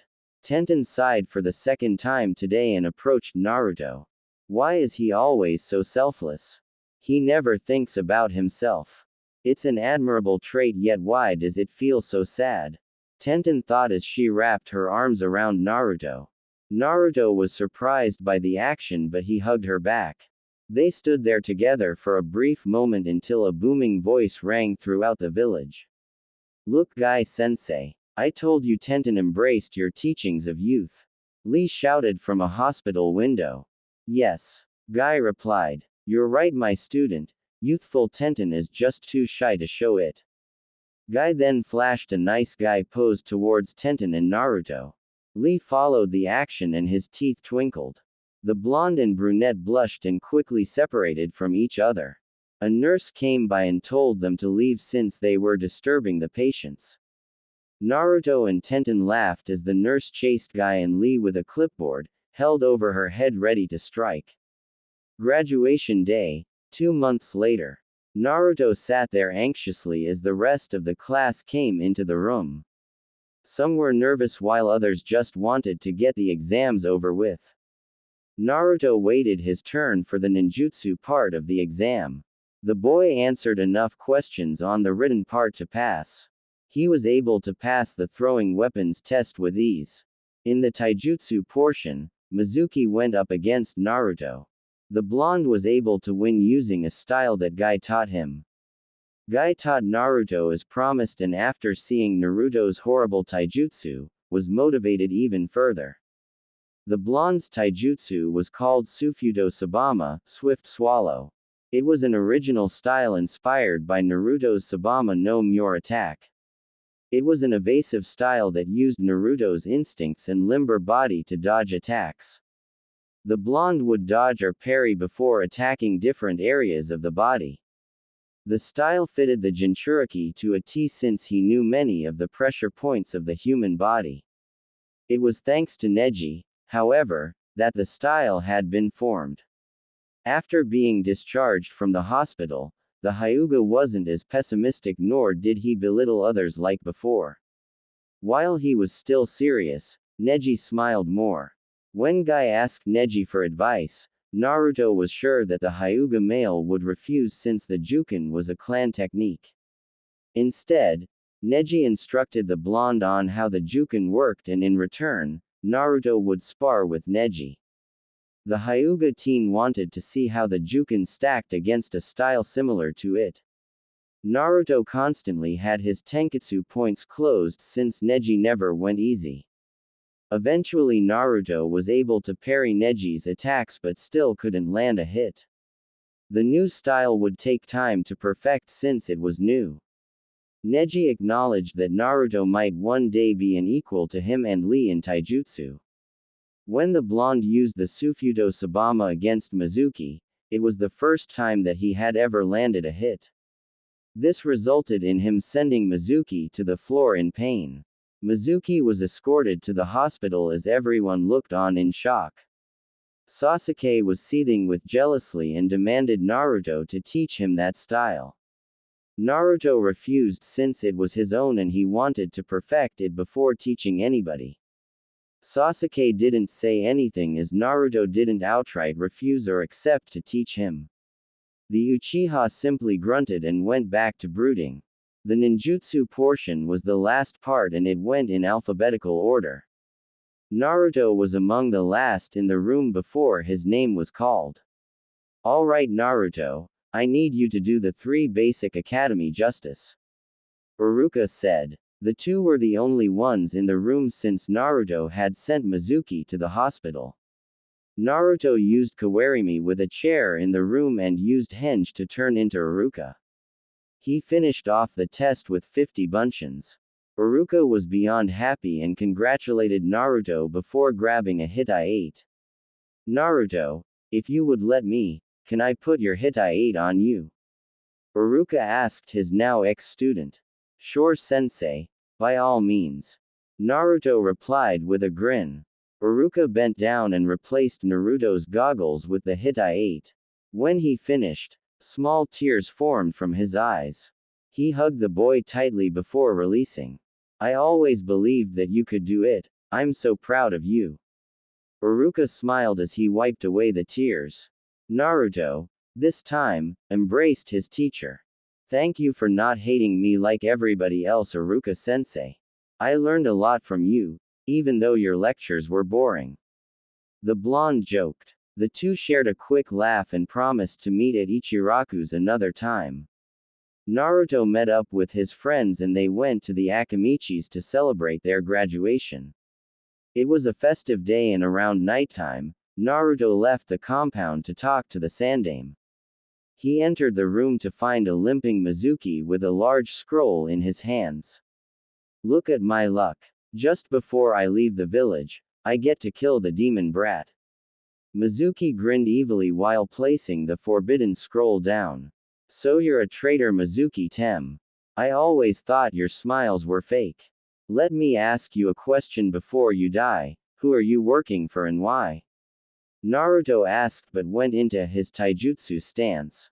Mizuki laughed hysterically at the boy. Who are you to ask me those questions? The traitor mocked. Since you're going to die anyway, I'll indulge in your last wish. I work for the great Orochimaru-sama and he promised me power to match even the cages. Mizuki confessed to Naruto. There's no way you could do this alone. You're too stupid for that, who's helping you? The blonde inquired, trying to goad Mizuki into revealing more information. I'm not stupid, you demon. The ex-teacher yelled. Wait, why are you so calm when I'm about to kill you? Mizuki's eyes narrowed in suspicion. Damn, I was hoping to get more information out of you. He's all yours, Anbu-san. The Jinchuriki called out. At Naruto's words, an Anbu appeared from the shadows and captured Mizuki with ninja wire. Mizuki didn't have time to react as the Hokage came into the room. Anbu, Take the traitor to the T&I building and give me a report on all the findings. Hiruzen told the Anbu, who immediately left. The Sandame sat down in his chair and faced his surrogate grandson. Looks like you graduated, Naruto-kun. Congratulations on becoming a genin. The Hokage congratulated his newest genin. His face then warped into one of seriousness. Good job on getting Mizuki to reveal information, but how did you know there was an Anbu nearby? He asked Naruto. Naruto gave a wide grin. I just figured that there would be one nearby since an Anbu usually follows me around. Luckily I guessed right and Mizuki was apprehended without me lifting a finger. The blonde explained. Oh, I won't be committing any more pranks so you can tell them to stop tailing me. The new genin added. Hiruzen's sweat dropped at the boy. Naruto had knew about the Anbu tailing him and the reason why they did. Ignoring that last sentence, you shouldn't have provoked an enemy shinobi. He warned. I'm pretty sure I could take on Mizuki, but I'll be more cautious next time. Naruto nodded and thanked his grandfather for the advice. Anyways, Naruto, you'll receive partial pay for a B-rank mission for your assistance in apprehending Mizuki. This won't go on your record as you're not officially a genin until you see your Jonin sensei. Hiruzen mixed some truth with the lies to prevent Naruto from knowing about the official genin test. Okay, Gigi. I just stopped by to tell you I graduated, but I see that you're going to be busy, so I'll leave. Naruto said while saying his goodbyes to the Hokage. When Naruto left the room, an Anbu shunshin into the room. What's the status of Mizuki, dragon? Hiruzen asked the Anbu commander. Mizuki has revealed everything after he was interrogated by Ibiki. Inoichi mind walked into Mizuki to confirm that he's telling the truth. He has ties with a spy of Orochimaru, a genin named Yakushi Kabuto. Kabuto's currently working at the hospital.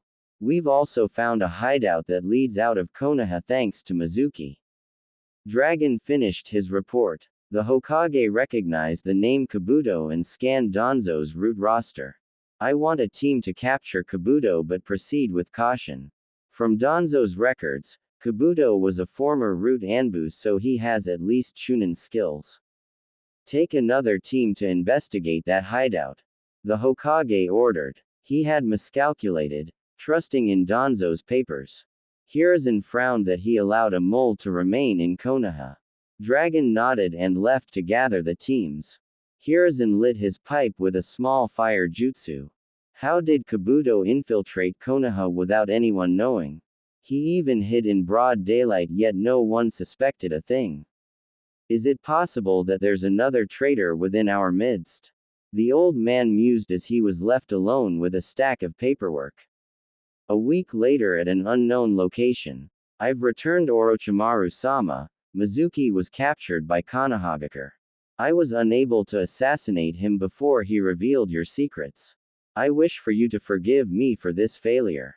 Kabuto reported while bowing. His ash-gray hair was styled in a ponytail while the shinobi wore a high-collared purple shirt with matching pants. A flask was thrown across the room and impacted the wall next to Kabuto. I knew I should have killed that idiot when I had the chance. It'll be more difficult to infiltrate Konoha now that Sarutobi is on the lookout for us. Orochimaru raged and accidentally killed the specimen on the table. The Sanin's extremely pale skin glowed in the dark cave. The man's golden iris were able to strike fear in most beings. With purple markings around his eyes and fang-like teeth, it was appropriate to call him the Snake Sanin. Shit. I killed this fool. Orochimaru cursed, throwing the corpse to the side. This is unfortunate, but we'll need to push back our plans to invade Konoha. The invasion will happen sometime after the Chunin exams. Go and inform the case cage that the proposal is null and void because of complications. Also Kimimaro, I've a mission for you. Orochimaru barked out orders before turning to an equally pale-skinned male. 2 scarlet dots were marked on the male's forehead, proving him to be a member of the Kagaya clan. His white hair swooshed as he bent down to his knee. Is there anything I can do for you, Orochimaru-sama? Kimimaro asked his savior. I've heard of an interesting rumor out of Kusagaker. Apparently there's someone with abilities to heal people if bitten. I want you to find that person and bring them back here alive. They might be an interesting subject to test or a tool to heal my troops. Either way, take the rest of the Sound 5 with you and don't fail me, Kimimaro. The snake Sanin ordered Kimimaro. Of course, Orochimaru-sama, your wish is my command. Kimimaro said before walking off. Sarutobi-sensei, your beloved Konoha will fall to me and on that day I will kill you. Kukuku. Orochimaru laughed as he looked at the jars that contained the Sharingan eyes that he was going to implant in Danzo's arm. At the same time in Konoha, the academy graduates waited patiently for Iruka to come and announce who would be their teammates. Unknown to them, the Hokage and several Jonins were watching them interact through his crystal ball. After a few short minutes, the Jonins backed up and waited for the Sandaime to speak. You can now make your requests, if you have any. Hiruzen told the soon-to-be senseis. 3 people raised their hands. Those Jonins were Sarutobi Asuma, Hitaki Kakashi, and Uchiha Kurenai. I'll hear you out and decide whether to accept the request or not. The Hokage pointed to Kakashi first. I would like Uchiha Sasuke on my team as I'm the only one capable of teaching him the Sharingan. Kakashi said with an eye smile. The former Anbu captain was once again late to the meeting, forcing everyone to wait for him. I would like to request Hyuga Hinata on my team for personal reasons, Hokage-sama. Kurenai, the newest Jonin, requested. I want this generation's Ino Shika Cho. Asuma smirked as he ran a hand through his spiky black hair. The Sandaime's son had just returned from his service as a member of the 12 Guardian Shinobi. His attire consisted of a standard blue Jonin outfit.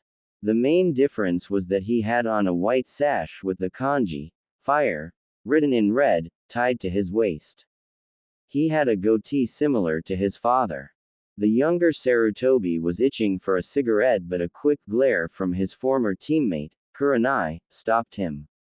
Hiruzen pondered the requests for a moment. Kakashi's right as he's the only one able to help Sasuke. I should put Naruto on that team and see if Kakashi recognizes his sensei's son. Kurenai could hopefully boost Hinata's confidence and train her to be a respectful kunoichi. Asuma, on the other hand, is just being lazy. He knows that it's tradition for a Sarutobi to be the sensei of each generation of Ino Shika Cho. The Sandaime mused. Hiruzen scribbled names on a paper, detailing the teams and sensei. He sent an Anbu to give the parchment to Iruka. He then gave all the Jonins a scroll with information on their team. All requests are approved and you'll meet with your teams now. You're all dismissed except for Kakashi. The Hokage announced. As the Jonins funneled out of his room, Hiruzen turned to perpetually late Jonin. Kakashi, you've got to stop being late. I don't care what you do on your own time, but when it interferes with other people's time, we have a problem. Of course, Hokage-sama. Kakashi replied, but the Sandaime knew that the silver-haired male had already forgot about the discussion. I didn't want to resort to this, but I need to make sure you're no longer late. The Hokage sighed before reaching into one of his cabinets. The old man pulled out a book with a red cover that depicted a man thinking about love. The book was autographed by the author, Jiraiya. That's the mega rare misprint of Ika Ika. Violence with Jiraiya-sama's signature on the cover. Kakashi shouted, his visible eye widening in disbelief. Only 5 copies were ever released because Jiraiya had accidentally sent the unfinished manuscript of the 3rd book instead of the completed 2nd. It was rumored that Jiraiya had destroyed the copies to prevent anyone from knowing about the 3rd book. The rumor turned out to be false since Hiruzen held one in his hand. As I suspected, You know about the existence of this book. The Hokage said as he gently laid down the book on his desk. It was common knowledge that Kakashi was an avid collector of Ika. He had the entire collection bearing two. The book in front of him was one. The other was an exclusive book about a red-haired woman and a blonde male. This book could be yours. Kakashi's body jolted on the spot. He desperately wanted that book, but he knew that there was a catch. What do I need to do to obtain that masterpiece? The Jonin asked. Hiruzen smiled, knowing that he won. You simply need to be on time for an entire year. That includes being on time for meetings, missions, and everything in between. The Sandaime replied, causing the Jonin to nod. The Hokage glanced at the clock. Looks like you're going to be late to meet your team, he said nonchalantly, and Kakashi was gone in a puff of smoke, along with the book. Back at the academy, Iruka was quieting his class. The Jonins walked into the room to observe the prospective genins. Kakashi shunted into the building, surprising everyone. The Jonins and Iruka were astonished that he was even there. The students were surprised to see someone appear suddenly. Kakashi made his way to the back and Iruka continued where he left off. Okay, I'll announce the teams and you'll follow your Jonin sensei. Before I begin, I would like to announce that the Rookie of the Year is Uchiha Sasuke, while Haruno Sakura is our Kunoichi of the Year. As Iruka finished, screams came from the girls as they congratulated Sasuke. Naruto and a few others congratulated Sakura, but she was too busy admiring the Uchiha. Iruka coughed loudly to get the attention once more. I want to say that I'm proud of all of you for making this far. If you work hard enough, you'll succeed at whatever you choose to do. Good luck on your careers as shinobi. Alright, Team 1 is, Iruka announced the fist few teams. Team 7 will consist of Haruno Sakura, Uchiha Sasuke, and Uzumaki Naruto, while your sensei is Hatake Kakashi. Sasuke grunted in confirmation, but he didn't like his team. Great. I get Sakura the fangirl and the dobi. At least the fangirl's smart and she's the Kunoichi of the Year. There's some hope for her. The dobi is going to drag me down with his idiocy. Although the taijutsu he showed was interesting. This sensei better be competent and teach me everything I want to know. I need to get stronger to kill Itachi. Sasuke thought as he ignored Sakura's proclamation of true love. The Uchiha's attire consisted of a high-collar blue shirt that had the Uchiha symbol on the back. White shorts and matching arm warmers completed the outfit. His hitai was fastened on his forehead. Sakura had grown out her hair after a rumor had circulated, stating that Sasuke liked girls with long hair. Similar to Tenten, Sakura also wore a kippou, although of a red variety. She wore tight green shorts underneath with green sandals to match. Her red bow was replaced with her hitai. Naruto sighed as he laid his head on the desk. This team isn't too bad, but those two don't particularly like me. Naruto sighed inwardly this time. The blonde wore a larger version of his old dark shinobi clothing. He had grown taller over the years, ranking in the middle of the class. The only change was that his hitai was worn comfortably where his goggles used to be. Iruka announced the next team. Team 8 will consist of Aburame Shino, Hyuga Hinata, and Inuzuka Kiba, with your sensei being Yuichi Kurenai. Shino and Hinata nodded, but both were disappointed that Naruto wasn't their teammate, albeit for different reasons. Kiba was all smiles as he was on the team with his crush. The Inuzuka didn't particularly mind the presence of Shino. Shino sported the typical look of his clan with a high-collar greenish jacket and dark shades. Burgundy shinobi pants finished the look. Shino's hitai was also worn on his forehead. Hinata wore a conservative tan jacket with the symbols of the Hyuga clan on both arm sleeves. In addition, she wore black shinobi pants and blue shinobi sandals. Her hitai was underneath her jacket and hung loosely around her neck. Kiba's outfit remained the same as he still wore his gray jacket. The only addition was the Hittite on his forehead and his matching gray pants.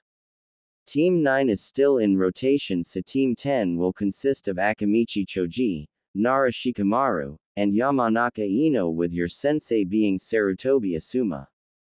The boys smiled at each other as Shikamaru knew this was going to happen.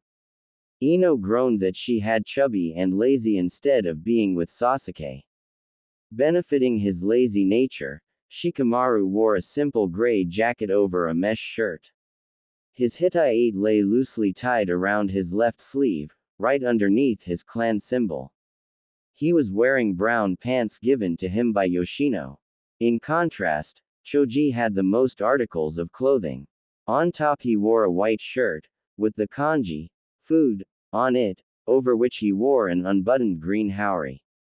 A long white scarf was fastened loosely around his neck and he wore black shorts.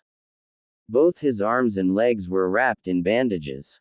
His Hittite was on a headgear that allowed Choji's brown hair to poke out. Ino wore a vest-like blouse and skirt in her favorite color purple. The gap between the two clothing was filled with bandages, with her Hittite worn like a belt.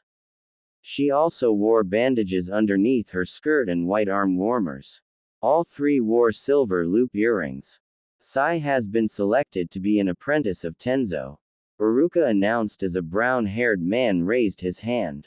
Although Naruto didn't know who the man was, he believed that Tenzo must have been a part of Root.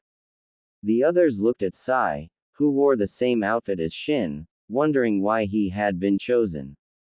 The Jonin senseis collected their teams and left the room. Team 7, meet me at training ground 7 in 10 minutes. Kakashi said as he disappeared in a puff of smoke. Naruto said his goodbyes to his friends as he followed Sasuke and Sakura. Near the entrance of the training ground was a grass field with 3 thick wooden poles standing upright. The majority of training ground 7 was a forest that extended into the next training ground, which was 150 feet away. When they arrived at the training grounds, Kakashi motioned them to the spot with 3 poles. Alright, how about we introduce ourselves? Tell me your likes, dislikes, dreams, hobbies and skills. Kakashi said as he smiled to his team. How about you go first, sensei? Sakura asked her sensei. Okay. My name's Hatake Kakashi and I'm an elite Jonin of the Konohagakure. I like a few things, dislikes are none of your business. I don't exactly have a dream, and all you need to know about my skills is that I'm strong. Kakashi answered half-heartedly. The genin's sweat dropped at their sensei's answer. Alright Bubblegum, it's your turn. Kakashi pointed to Sakura. Shanaru. My hair isn't bubblegum color, it's cherry blossom color. The girl thought as she introduced herself. My name is Haruno Sakura.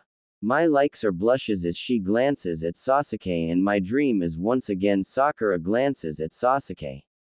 My dislikes are Ino Pig and Sai Baka. My hobby is glancing at Sasuke. My skills are my intelligence and I know a few medical skills. Sakura concluded her introduction. Kakashi then pointed at Sasuke to introduce himself. My name is Uchiha Sasuke, the last loyal Uchiha. I don't like much and I dislike people inferior to me and fangirls. Sakura looked ashamed when Sasuke said that. Dreams are irrelevant. My ambitions are to revive my clan and to kill a certain man. My only hobby is training to get stronger. My skills are better than everyone in my class as I'm the rookie of the year. Sasuke said smugly as he finished. Sakura had hearts in her eyes while staring at the Uchiha. Both Naruto and Kakashi knew who Sasuke was talking about. Kakashi decided to ask Sasuke about it private. Kakashi pointed to his last student, the pariah of Konoha. My name is Uzumaki Naruto. My likes are my friends, people that care for me, ramen, pranks, and reading. My dislikes are the 3 minutes it takes for instant ramen to cook, people who judge others without getting to know them, and getting chased around by the crazy snake lady. Naruto said as a small chill went down his back. Kakashi shivered as well as he knew only one person who used snakes and she wasn't someone to be trifled with.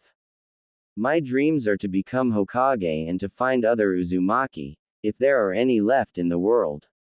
The blonde continued. Sasuke snorted at Naruto's dream. As if a clan less dope like you can ever become Hokage. Sasuke smirked. Kakashi thought Naruto would start arguing with Sasuke. Instead, the Uzumaki calmly answered Sasuke's jab. Even if there isn't any more Uzumaki out there, I'm still one. The blonde replied as he pointing his thumb to his chest. Sasuke wanted to refute but couldn't as it was also partially true for him as well. The Jinchuriki continued his introduction. My hobbies are gardening and reading all sorts of books. My skills aren't anything special. Naruto lied with a straight face. Kakashi scanned Naruto for any hint of deception.